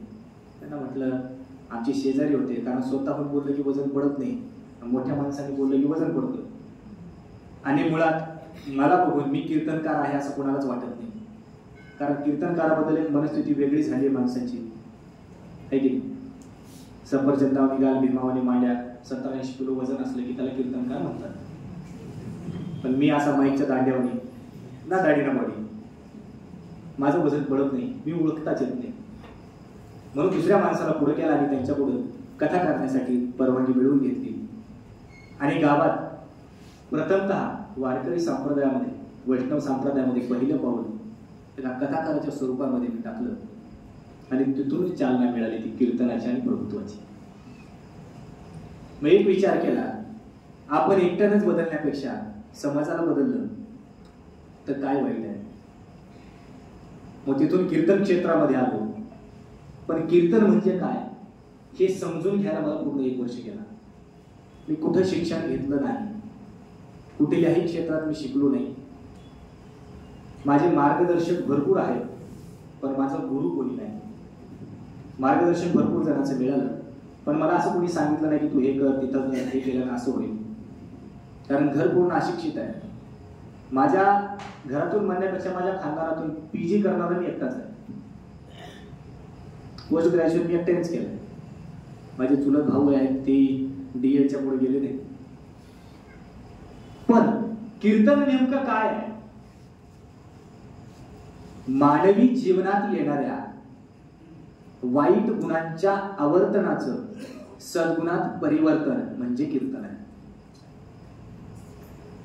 ही कीर्तन फक्त ऐकण्यासाठी नाही, हे आचरणात आणण्यासाठी आहे. जीवनाची जीवनमूल्य खूप मोठी आहेत, फक्त ती आपल्याला समजत नाही. पण आपण आपलं कार्य व्यवस्थित करत नाही. मलाही लोकांनी बोलले, अरे काय फिल्म इंडस्ट्रीत चांगला होता, पैसा तिकडं कमवायचा, इकडं कशाला लागायचं. बरेच होते, तुम्हालाही असतील. एखादं चांगलं काम जर निवडलं, एक सांगू, चांगला माणूस जर वाईट मार्गावर गेला तर त्याची चर्चा होत नाही, त्याला फक्त लोक नाव ठेवतो. पण एखादा वाईट माणूस जर चांगल्या गोष्टीत आला तर सुरुवातीपासून असणारी मराठी माणसाची प्रतिभा जागी होते आणि त्यांची प्रतिभा कधी कधी खेकड्याचं स्वरूप घेईल हे सांगता येत नाही. माझ्यासोबतही तसं झालं, पण मी त्या गोष्टींना लक्ष दिलं नाही म्हणून आज तुमच्या समोर उभा आहे. कारण जे कीर्तन देतं, जे कीर्तनामधून मिळतं, एकतर सांप्रदायिक ज्ञान मिळतं, आध्यात्मिक गोष्टींची जाण आपल्याला होते, दुसरं मनोरंजनही होतं, भले 2 तासाचं हो, पण त्या मनोरंजनामधून जीवनाचा एक मोठा धडा आपल्याला मिळतो. ते शिकता आपल्याला आलं पाहिजे, ते आपल्याला अनुभवता आलं पाहिजे. या गोष्टींचा विचार करताना आपण लोकांकडे दुर्लक्ष करणं खूप गरजेचं आहे. आणि जो आपली निंदा करतोय त्याच्याकडे आधी लक्ष देत चला, तो म्हणतोय काय. कारण जोपर्यंत आपली निंदा होणार नाही तोपर्यंत आपल्याला चांगलं बनण्याची चालना मिळत नाही. मी इंडस्ट्रीमध्ये होतो, लोक मला असं मस्त म्हणायचे, काय मस्त पैसा कमवतो. माझ्या गावामध्ये 3-4 दिवस शूट झाला असं. महेश मांजरेकर स्वतः माझ्या घरी राहून गेलेले, तो भाग वेगळा. पण 3 दिवस माझ्या गावामध्ये शूट होता, 3 ते 4 दिवस. अख्खं गाव माझ्या शेतात होतं शूटिंग पाहण्यासाठी. आणि त्यावेळेस गावामध्ये किती चोऱ्या झाल्या काही माहिती नाही, अजून गणित लागलं नाही, गावातच कोणी नव्हतं. तुम्हाला मोठं व्हावं लागेल तर लोक तुम्हाला ऐकतील. माझं वय भले कमी असेल पण अनुभव खूप मोठे आले आहेत. लोकांचं बघून जास्त शिकलोय आणि सगळ्यात जास्त शिकलोय ते निंदकाचं ऐकून. कारण लोक नाव ठेवायला लागले ना, त्याच्यातून सुधारण्याची चालना मिळते. सुधरून घ्यावं लागतं आणि ते सुधरून घेतलं म्हणून आज दुसरे 2 देश मी पालथे घालून आलो. दुबईही जाण्याचा योग आला होता, पण त्यावेळेस लॉकडाऊन झालं. एअरपोर्टला गेलेला मी परत आलोय. इंटरनॅशनल फ्लाईट 14 तारखेला बंद झाल्या होत्या आणि त्यावेळेस मी नेमकं एअरपोर्टला पोहोचलो. 2 वाजताची माझी फ्लाईट होती, 11 वाजता माझं इमिग्रेशन होतं. त्याच्यासाठी मी पोहोचलो आणि आम्हाला 12:30ला अनाउन्समेंट झाली की सर्वच फ्लाईट रद्द करण्यात आल्या. त्याच्यामुळे दुबई राहिली. ते कधी ना कधी तो स्वप्न पूर्ण होणार आहे, तो भाग वेगळा. पण या कीर्तनाच्या स्वरूपात मला फक्त एक गोष्ट मला चांगली मिळाली, ती म्हणजे तुमच्या सर्वांच्या आशीर्वादाने मार्गदर्शन. कारण जोपर्यंत तुम्ही ऐकणार नाही तोपर्यंत मी सांगणार नाही. आणि ज्यावेळेस मी सांगण्यासारखा होईल त्यावेळेस तुम्ही आपोआपच ऐकाल, हेही मला तेवढं माहिती आहे. पण कीर्तन हे एक असं क्षेत्र आहे जिथे माणसाला जगण्याची उमेद मिळते. कसलाही माणूस असू द्या, कितीही दुःखी होऊ द्या, एकदा कीर्तनामध्ये जाऊन बसू द्या, त्याला गोडी लागल्याशिवाय राहत नाही. आणि आपल्या राज्यामध्ये एक असा माणूस आहे, संगमनेर तालुका, गाव इंदोरी, एक असा कीर्तनकार आहे ज्याने तमाशाच्या मागे लागलेला अख्खा समुदाय कीर्तनाच्या मागे आणून बसवला. तसाही एक भाऊ आपल्या राज्यात आहे. त्यांचं नाव आहे हरिभक्तीपरायण निवृत्तीनाथ देशमुख इंदोरीकर. त्यांचं नाव निवृत्तीनाथ देशमुख हे बऱ्याच लोकांना माहिती नाही आहे, इंदोरीकरच म्हणतात. माझंही आडनाव शिंदे आहे. हे पहिलं व्यासपीठ आहे सर, तिथं माझं आडनाव घेतलं गेलं, पहिलं व्यासपीठ आहे. नाहीतर माझं आडनाव मी जिथं जातो त्या गावातल्या आणखी माहिती नाही. मी मुळात आडनाव खरंच लावत नाही. आडनाव लावलं की लगेच जात शोधतात माणसं, खरंच शोधतात. आणि मुळात माझं आडनाव शिंदे आहे, त्याच्यामुळे तर मी लावतच नाही.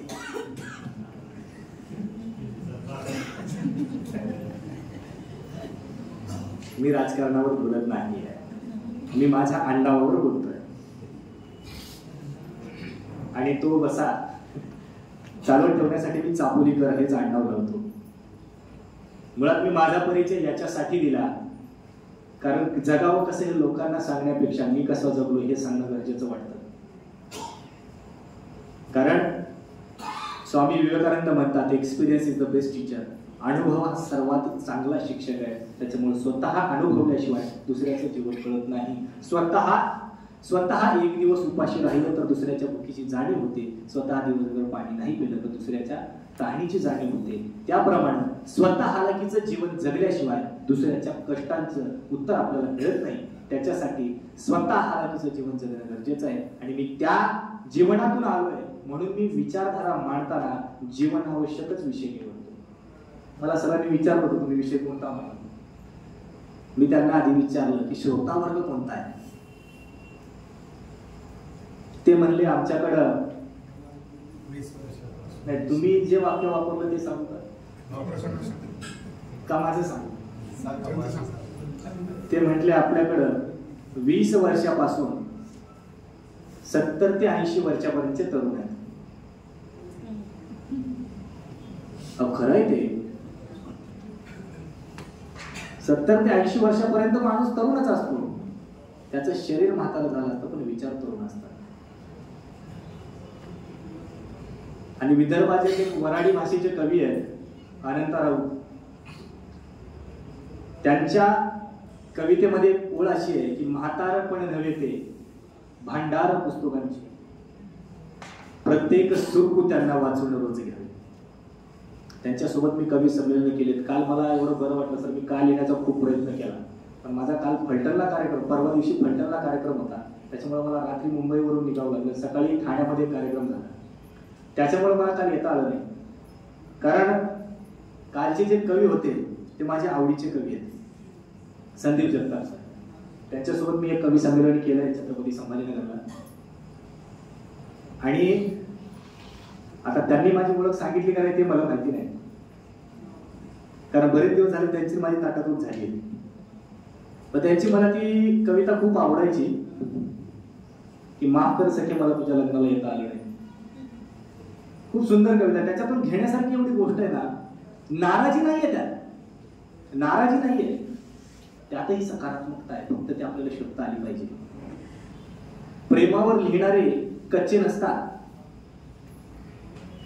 आणि प्रेमाबद्दल बोलणारेही कच्चे नसतात.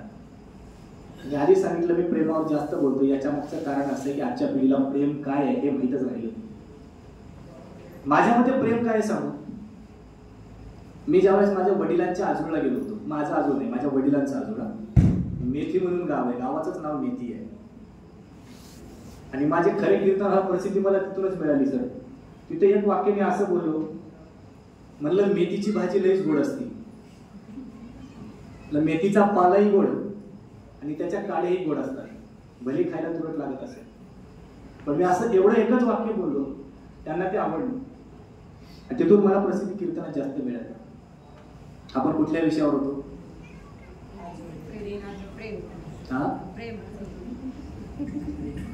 गेले हा आजोळ इथं आलतो, माझ्या आजोळला गेलो होतो. हा वडिलांच्या आजोळला गेलो होतो, तुमचं लक्ष आहे.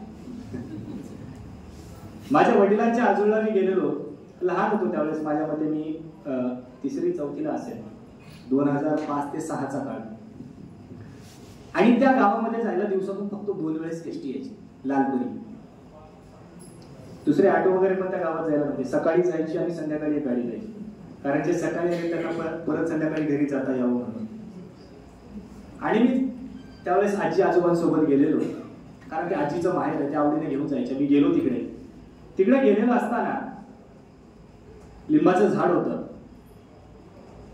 पण सूर्य मावळतीला आला होता, त्याच्यामुळे रस्त्यावर ऊन होतं आणि बसायला काही जागा नाही. शिवार होतं, बसण्याला वगैरे नव्हतं. आणि त्या शिवाराला रोडवर माझी आजी डोक्यावर पदर घेऊन बसली होती, ऊन लागतं म्हणून. आणि नेमकं त्या दिवशी सकाळी माझ्या आजी आणि आजोबाची भांडणं झालेली होती. नेमकं भांडण झालेली. मला कधी कधी प्रश्न पडायचा, यांचे मसनात गेलेले कशाला भांडत असतील. पण नंतर जसं जसं मोठं होत गेलो तसं तसं संसार या शब्दाचा अर्थ कळत गेला. आणि त्यावेळेस एक गोष्ट निदर्शनास आली. ऊन लागत होतं. माझ्या आजोबांनी आजीकडे पाहिलं, त्या आजीला ऊन सहन होत नाहीये. आजोबांनी काठी उचलली आणि हळूच सूर्याच्या बाजूने जाऊन उभे राहिले. आणि आजोबाच्या शरीराची सावली आजीच्या डोक्यावर पडली. मला त्या ठिकाणी पहिल्यांदा प्रेमाचा अर्थ कळाला. की एक 60 वर्षाच्या म्हातारीसाठी 70 वर्षाचा म्हातारा तिला ऊन लागू नये म्हणून स्वतःचा देह उन्हात तपवतो ना, याच्यापेक्षा मोठं प्रेमाचं उदाहरण दुसरं नाही. ते प्रेम आहे आणि ते आधीपासून चालत आलेलं. भगवान श्रीकृष्णांना 16,108 बायका होत्या, पण नाव कोणासोबत लागतं? राधेसोबत. प्रेम तिनेही केलं. पण राधा भगवान श्रीकृष्णांची बायको आहे हे बऱ्याच जणांना अजून माहिती नाही. भांडीरवणामध्ये त्यांचं लग्न झालेलं आहे, पण त्यांचं लग्न झालेलं फक्त 4 व्यक्तींना माहिती आहे. पहिले महर्षी नारदांना, राधाकृष्ण आणि ब्रह्माजींना, कारण त्यांनीच लग्न लावलं होतं. ही कथा आपल्याला गर्ग संहितेमध्ये ऐकायला मिळते. या गोष्टी सांगण्याचं तात्पर्य असं आहे, मी थोडंसं जास्त वेळ घेतला तुमचा, मान्य, थोडा विषयाच्या बाजूला आलोय, पण या गोष्टी याच्यासाठी लक्षात घ्यायच्या, जे चांगलं आहे ते घ्यावं, जे वाईट आहे ते त्याचं त्याला परत द्यावं. हे कवितेच्या सुंदर ओळीत मी कविता जास्त मांडत असतो माझ्या व्याख्यानामध्ये, कारण जे अख्खं पुस्तक शिकू शकत नाही, जे अख्खं जीवन सांगू शकत नाही, ते कविता सांगून जाते. त्याच्यासाठी मी कवितेची उदाहरणं जास्त देत असतो की देणाऱ्याने देत जावे, घेणाऱ्याने घेत जावे, घेता घेता एक दिवस देणाऱ्याचे हात घ्यावे. हात घ्यावे म्हणजे त्याचे हात घेऊ नये, तर त्याची दानशूर वृत्ती घ्यावी, असा त्या कवितेचा भावार्थ आहे. म्हणून आयुष्यामध्ये जीवन जगत असताना आपल्याबद्दल कोण काय बोलतं हा विचार लक्षात घ्यायचा. चुका झाल्या असतील तर सुधारवायच्या, आणि जर निंदा जास्त असेल तर त्याच्याकडे दुर्लक्ष करून ते आपल्याला कसं सुधारवता येईल याच्याकडे लक्ष देऊन आयुष्यात पुढे मार्गक्रमण करावं, आणि त्याच मार्गाने आयुष्य सुंदरतेने जगावं. आयुष्य खूप सुंदर आहे, अजून सुंदर होईल, फक्त एवढं लक्षात घ्या. आणि हे सगळं सांगताना जगाची निंदा बाजूला याच्यासाठी करायची आणि बसल्या ठिकाणी कोणाची निंदा करायची नाही, हे एक आपण लक्षात घ्यावं. कारण एक गाव होतं, छोटीशी कथा सांगतो आणि माझ्या वाणीला विराम देतो. एका गावामध्ये एक वृद्ध आजी होती,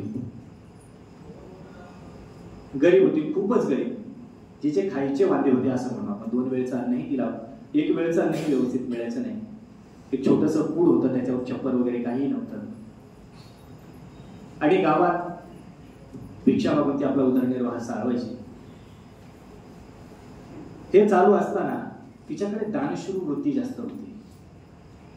आपण दुसऱ्याला देत राहायचं, भले आपल्यासोबत आपण उपाशी राहू, पण आपल्या सोबत जर कोणी असेल तर त्याला उपाशी मरू द्यायचं नाही, ही प्रवृत्ती ती आजीची. मग एका गावामध्ये काही साधू आले, साधू संत भाकणे आले, आणि ते आले असताना तिने आजीच्या दारासमोर येऊन भिक्षा मागितली. आजीला वाईट वाटलं, माझ्याकडे एक भाताचा कड जरी असता तरी मी यांना दिला असता, पण माझ्याकडे तेवढंही नाही.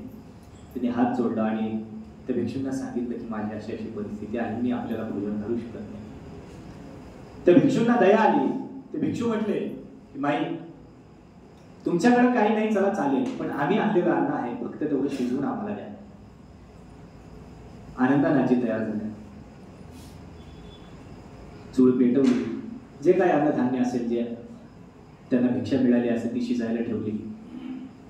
पूर्वी मडकी होती शिजवायला, ती शिजवायला ठेवलं. झापायला काही नव्हतं, त्याच्यामुळे ते उघडं शिजत होतं, घरावरही छप्पर नव्हतं. हे अन्न शिजत असताना तिच्या बाजूला, घराच्या बाजूला थोडंसं दूर सर्पाचं वारूळ होतं, तिथे सर्प असतात विषारी. मग हे असताना एका गरुडाची नजर त्या सर्पावर पडली.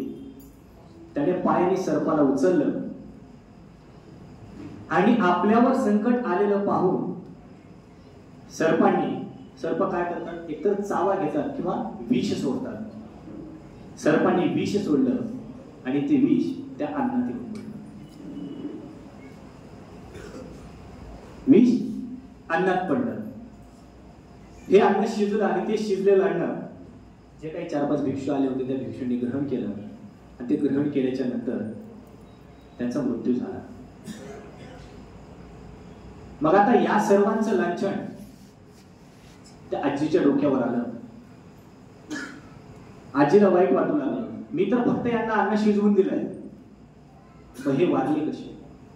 सर्वांना प्रश्न केला, पूर्ण गाव तिची निंदा करू लागलं, आपल्या भाषेत तिला नाव ठेवू लागलं की असं आहे तसं आहे, यानंच मारलं, हे केलं. ठीक आहे, हरकत नाही. हा प्रश्न तिथे मिटला नाही. त्या साधूजीरांच्या आत मी वर गेले.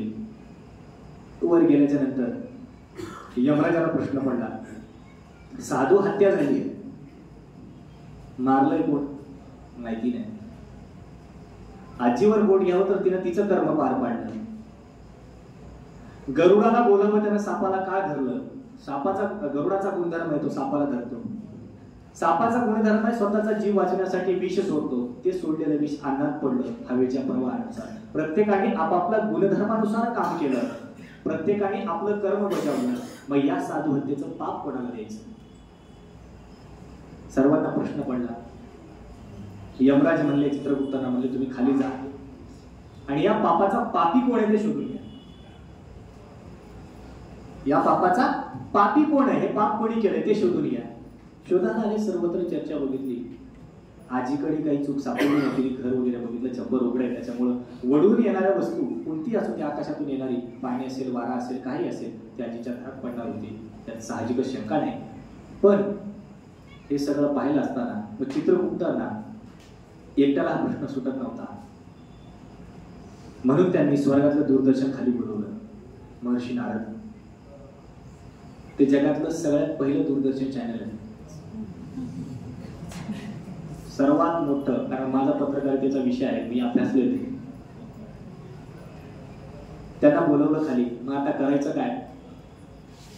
म्हणजे सर्वांनी तर आपलं कर्मानुसार केलंय, याच्यामध्ये पाप कोणालाही आपण देऊ शकत नाही. मग आता करायचं काय? म्हणले याचं पाप देण्यासाठी आपल्याला शोध मोहीम सुरू करावी लागेल. मग 1-2 दिवस ते त्याच गावामध्ये राहिले वेषांतर करून. आणि हे पाहिलेलं असताना त्यांच्या निदर्शनाची अशी गोष्ट आली की गावातील काही लोक त्या आजीला दोष देत होते, तिला नाव ठेवायचं काम करत होते, तिच्यावर लांछन लावून मिथ्यारोप लावत होते, खोटा आळ घ्यायचे तिच्यावर की हिच्यामुळं ते साधू मेले. नारद मुनी म्हटले, हिनं हिचं कर्म केलंय. हे भिक्षू ज्यावेळेस यांच्या दारात आले, यांनी एक भाकरीचा तुकडा दिला नाही. त्या आजीने बिचारीनं अन्न शिजवून दिलं, तरी हे तिला नाव ठेवतायत. या पापाचे भागीदार कोण? त्याच्यामुळं दुसऱ्याला नाव न ठेवता आपण आपलं कर्म करत जावं. त्याच्यातून आपलं जीवन नक्कीच सुंदर होईल एवढं सांगतो. आणि आज बोलताना माझ्या वाणीतून काही चुकीचे शब्द निघाले असतील, काही जणांना बोलणं आवडलं असेल, काही जणांना आवडलं नसेल. कारण आपण बोललेलं प्रत्येकालाच आवडं वाचकलं नसतं, कारण ज्याच्या त्याच्या स्वारस्याचा भाग आहे. जर कोणाची मनं दुखावली असतील तर क्षमा मागतो, क्योंकि गलती अगर रुलाती है तो गलती राह भी दिखाती है. जो एक बार गलती करे उसे इंसान कहते हैं, गलती करके मुस्कुराए उसे शैतान कहते हैं, गलती करके पछताए उसे महात्मा कहते हैं, जो कभी गलती ही ना करे उसे भगवान कहते हैं, गलती के ऊपर गलती किए जाए उसे पाकिस्तान कहते हैं, और पाकिस्तान की हर गलती को माफ कर दे उसे मेरा देश हिंदुस्तान कहते हैं. आणि आपण या हिंदुस्थानाचे नागरिक आहोत. माझा उच्चार थोडासा कवी म्हणूनही झाला, त्याच्यामुळे जर तुमची इच्छा असेल तर एक कविता मांडण्याची परवानगी जर भेटली चालेल ना? माझ्या मनाची घेऊ का तुमच्या मनाची? माझ्या मनाची घेऊ ना.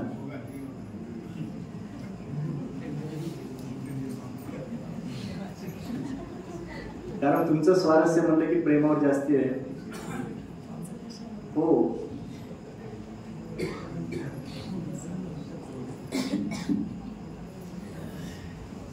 थोडीशी प्रेम कविताही मांडतो आणि त्याच्यानंतर एका मित्राबद्दल लिहिलेली कविता आहे ती मांडतो. थोडी हास्यात्मक आहे त्याच्यामुळे ती नंतर ठेवतो, कारण माणूस हसलं की त्याला रडणं जड जातं, पण रडलेल्या माणसाला हसवणं सोपं आहे.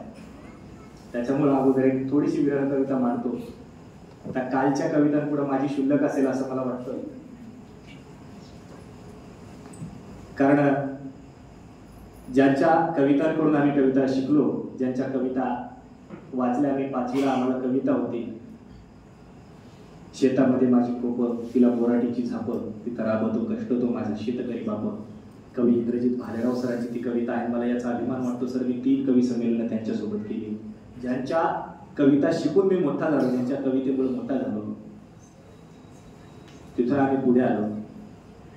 आणि कवितेला चाल लावण्याची प्रथा मी तिथूनच सुरू केली आणि पहिली कविता मांडतोय जी मी परवा दिवशी रात्री लिहिली आहे. नवीच कविता आहे, पहिल्यांदाच मांडतोय.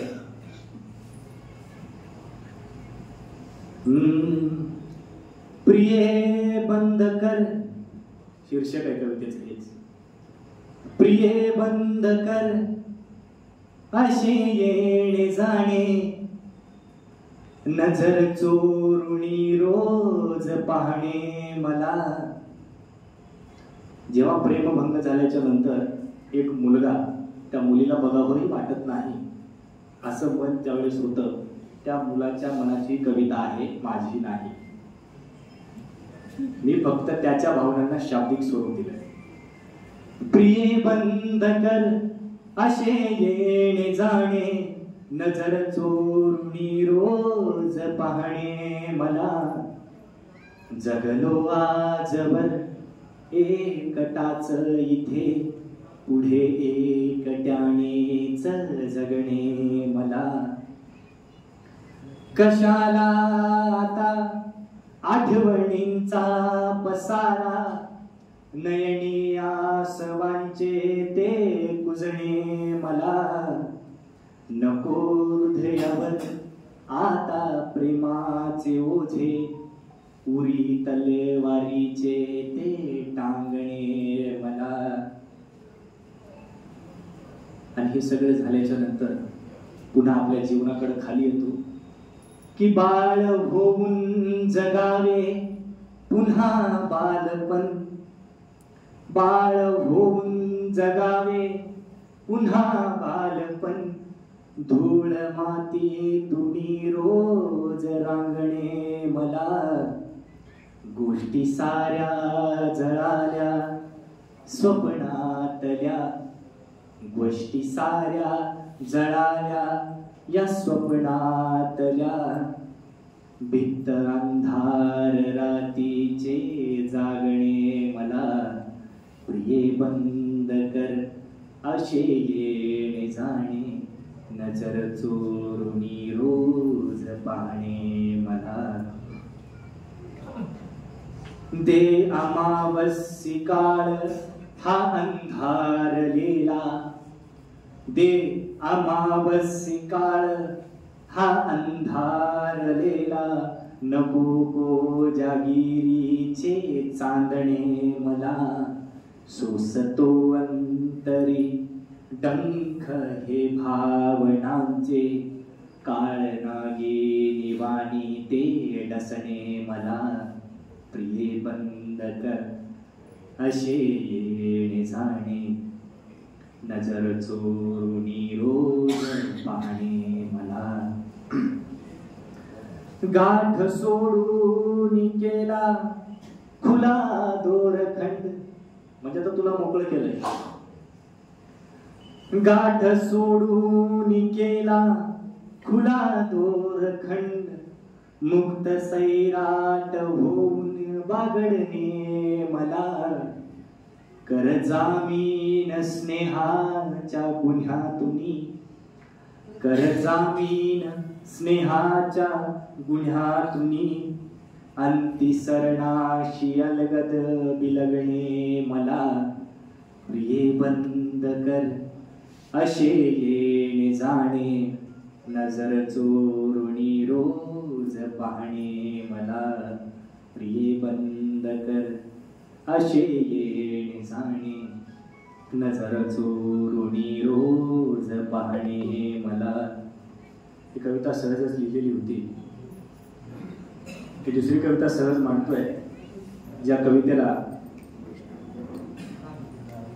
हिंदी भाषा दिनानिमित्तानं प्रथम पारितोषिक कवितेला मिळालं होतं. अमर जवान कविता आहे, हिंदी मधली आहे, तेवढी मांडतो आणि थांबतो.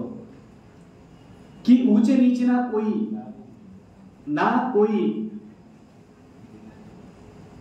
कोई ऊंच ना कोई नीच है, हम हैं सारे भारतवासी. कोई ऊंच ना कोई नीच है, हम हैं सारे भारतवासी. राजगुरु सुखदेव भगत सिंह चढ़े यही पर थे फांसी. कोई ऊंच ना कोई नीचे है, हम हैं सारे भारतवासी। राजगुरु सुखदेव भगत सिंह चढ़े यहीं पर थे फांसी। कभी खुशी तो कभी गम है, रहता अक्सर उनके साथ। सालों साल ना हो पाती है परिवारों से मुलाकात। कभी खुशी तो कभी गम है, रहता अक्सर उनके साथ। सालों साल ना हो पाती है परिवारों से मुलाकात। कर रहे थे सीना तान कर हिफाजत अपने वतन की। कर रहे थे सीना तान कर हिफाजत अपने वतन की। लड़ते लड़ते खो दी उन्होंने घड़ियां अपने जीवन की। लड़ते लड़ते खो दी उन्होंने घड़ियां अपने जीवन की। याद रखना है देश प्रेमियों, उस कुर्बानी को ना भुलाना। कभी आकर उनकी कब्र पर दो फूल चढ़ाकर तुम जाना। दो फूल चढ़ाकर तुम जाना। दो फूल चढ़ाकर। धन्यवाद. बोलताना खरंच कोणाचं हृदय दुखावलं असेल तर क्षमा मागतो. कारण विषय कसं असतं सर, तारुण्यावस्थामध्ये मी असताना अशा बऱ्याच ठिकाणी बोलायला गेलो. मोस्टली महाविद्यालयांमध्ये ज्यावेळेस जातो त्यावेळेस मला खूप मोठ्या गोष्टींचा सामना करावा लागतो. तेथील युवा प्रवर्ग असतो जे नाव ठेवण्याचं काम करतात, खास करून मुलींच्या बाबतीत. आणि ते ऐकून मला दोन ओळी सुचल्या होत्या, त्या मांडतो आणि थांबतो. की शिवशंभूचे पायिका आम्ही, शिवशंभूचे पायिका आम्ही स्त्रियांचा सन्मान जाणतो. शिवशंभूचे पायिका आम्ही स्त्रियांचा सन्मान जाणतो. माझ्यापेक्षा छोटी माझी मुलगी, माझ्यापेक्षा मोठी आई, आणि जी बरोबरीच्या आहे ना तिला आम्ही बहीण मानतो. याच्यापेक्षा मोठी शिकवण छत्रपती शिवरायांची नाही. आणि ज्या वाचनालयामध्ये आपण बसलोय ते श्री छत्रपती शिवाजी वाचनालय. अभिमान वाटला इथे येऊन, कारण बरीचशी वाचनालय बंद पडले. तर आमच्या गावात फक्त 3 वर्ष वाचनालय झालं. इथे पण लोक बसून लुडो खेळायचे, पण पुस्तकं कोणी वाचली नाही. कारण माझ्या गावामध्ये व्यसनाधीनता एवढी आहे, एवढी आहे, 8वी 9वीचे मुलं गुटखा खातात. आणि याला जबाबदार त्याचे आई वडील आहेत. तुम्ही म्हणाल कसं, सांगतो. जर वाटत असेल आपलं पाल्य, आपला मुलगा, आपली मुलगी व्यसनाधीनतेकडे जाऊ नये, तर सगळ्यात अगोदर त्याच्या समोर व्यसन करणं. तुमचं बंद होणार नाही वयामुळे मला माहिती आहे, पण निदान तुम्हाला लागणाऱ्या व्यसनाच्या वस्तू, गोवा, गुटखा, तंबाखू, सिगरेट जे काही असेल ते त्याला आणायला तरी पाठवू नका. कारण व्यसनाची खरी सुरुवात तिथून होते. त्याच्यामुळे हे टाळा. मला अभिमान संप्रदायात येऊन या गोष्टीचा एवढाच वाटतो की माझ्यासोबत राहणाऱ्या 7 मुलांनी व्यसनं सोडली आहेत. ती आज माझ्यासोबत कथेला असतात. त्याच्यामधली 2 जण उच्च तबला वादक आहेत. ते माझ्या सोबत येऊन त्याची व्यसनं सुटल्याच्या नंतर त्यांनी शिकली. योगेश जाधव जो माझाच मित्र होता, तो दारूच्या एवढा आहारी गेला होता की त्याची दारू वगैरे आता सगळी सुटले. तो एवढं सुंदर सिंथ वादक होतो. तर व्यसनाधीनते करून दूर आल्याच्या नंतर माणूस सुधारतो. फक्त एवढं लक्षात घ्या. आणि आपल्या पाल्याची काळजी आपणच करून व्यसनाधीनतेपासून दूर राहावं. आणि त्यांनाही ही गोष्ट शिकवायची असेल तर स्वतः व्यसन बंद करावं. शक्यतो जर होत नसेल तर इतरांच्या समोर करणं टाळावं. एवढीच माफक अपेक्षा ठेवतो आणि माझ्या वाणीला विराम देतो. तुम्ही मला एवढा वेळ सहन केलं, आपण सर्वांनी मला एवढा वेळ सहन केलं, त्याबद्दल खरंच आपले मानावे तेवढे आभार कमी आहे. आणि मला बोलण्याची जी चालना मिळाली, आमचे पवार सर, आमची पहिलीच भेट आहे. त्यांचा मला एके दिवशी फोन आला आणि अचानकच मी म्हटलं नवीन नंबर आहे आणि बोलणं असं होतं जसं काय आम्ही जुने मित्र आहे. नाही, उत्कृष्ट वक्त्याची ती ओळख आहे. दुसऱ्याला फरक वाटलंच नाही पाहिजे. मला सरळ म्हणे, सर तुमची तारीख मोकळी आहे का? तारीख मोकळी आहे का? काय कार्यक्रम आहे, कुठं आहे हे तरी सांगा. म्हणले असं असं धुळे जिल्ह्यामध्ये साक्रीला आमचं वाचनालय आहे, तर शारदीय नवरात्रोत्सवानंतर तुमचं व्याख्यान ठेवायचं आहे. म्हणले ठीक आहे, तर आमची इच्छा आहे तुम्हाला 25-26 तारीख द्यायची आणि तेवढ्या तुम्ही तारखेला या. कसं वाक्य आहे, म्हणजे तू आलंच पाहिजे. आणि ती आपुलकी मला यांच्याकडून मिळाली. खरंच खूप सुंदर गाव आहे. आणि मुळात मी इथे सकाळीच आलो, 11 वाजता आलो. त्याच्यामुळे गावचा पाहुणचार सुद्धा अनुभवायची एक वेगळा अनुभव मिळाला. मी दीपक भाऊ गुरव यांच्याकडे थांबलो होतो. बहुतेक दीपक भाऊ जगन्नाथराव गुरव असं काहीतरी नाव आहे त्यांचं. त्यांचं स्टेशनरी स्टोअर आहे, त्यांच्या घरी मी थांबलो. असं वाटलं की मी परक्या घरी नाहीच आहे. मी सकाळपासून तिथं होतो, जेवण वगैरे झालं, स्नान वगैरे तिथं झालं, झोप वगैरे घेतली. असं परकं वाटलं नाही सर. इथं आल्यावर सुद्धा असं वाटलं नाही की मी परक्या लोकांसमोर बोलतोय किंवा हे आपल्यासाठी नवीन आहे. नाही, जिथे आपली माणसं असतात. कसं आहे, वेळेला वेळ देणारी माणसं वेळेवर भेटली की चांगली वेळ यायला वेळ लागत नाही. आणि त्याच्यामुळं तुम्ही मला वेळ दिला हे सगळ्यात महत्वाचं आहे. कारण वाचनालय असून सुद्धा एका तरुण मुलाला ऐकण्यासाठी सर्व अनुभवी मार्गदर्शक आहेत, हे खूप मोठं आहे माझ्यासाठी. आणि ही आयुष्याची शिदोरी. आज एक शब्द या ठिकाणी मी घेऊन जातो सर, मी जिथेही व्याख्यानाला जाईल या गावाचं नाव अभिमानाने घेण्यासारखं गाव आहे. त्याच्यामुळे वाणीतून बोलताना काही भावनेच्या जोरामध्ये जाऊन काही चुकीचं बोलू तर क्षमा असावी. मी माझी जागा घेतो. जय जिजाऊ, जय शिवराय, जय जय महाराज. धन्यवाद सर. आजचे प्रमुख वक्ते माननीय श्री श्रीधर शिंदे सरांना मी विनंती करतो की त्यांनी एका भाग्यवान श्रोत्याची चिठ्ठी आपल्या शुभ हस्ते काढावी.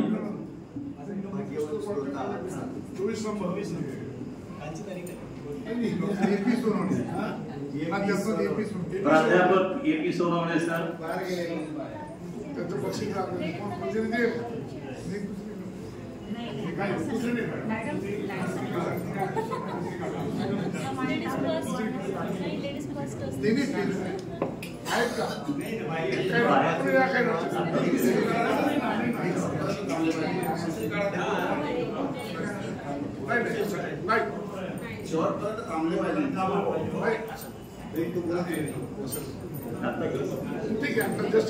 जस्ट बाहेर गेले एक कोणीतरी या.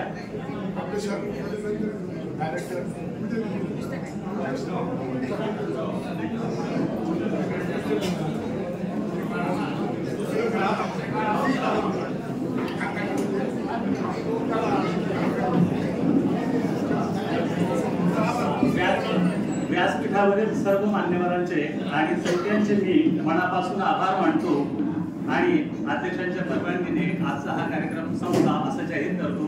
पण छोटीशी सूचना, उद्या दिनांक 26/9/2025 रोजी ॲडव्होकेट श्रीराम कोसर सरांचे रामायणातील जीवनमूल्ये या विषयावरील व्याख्यानाला सर्वांनी यावं अशी मी विनंती करतो.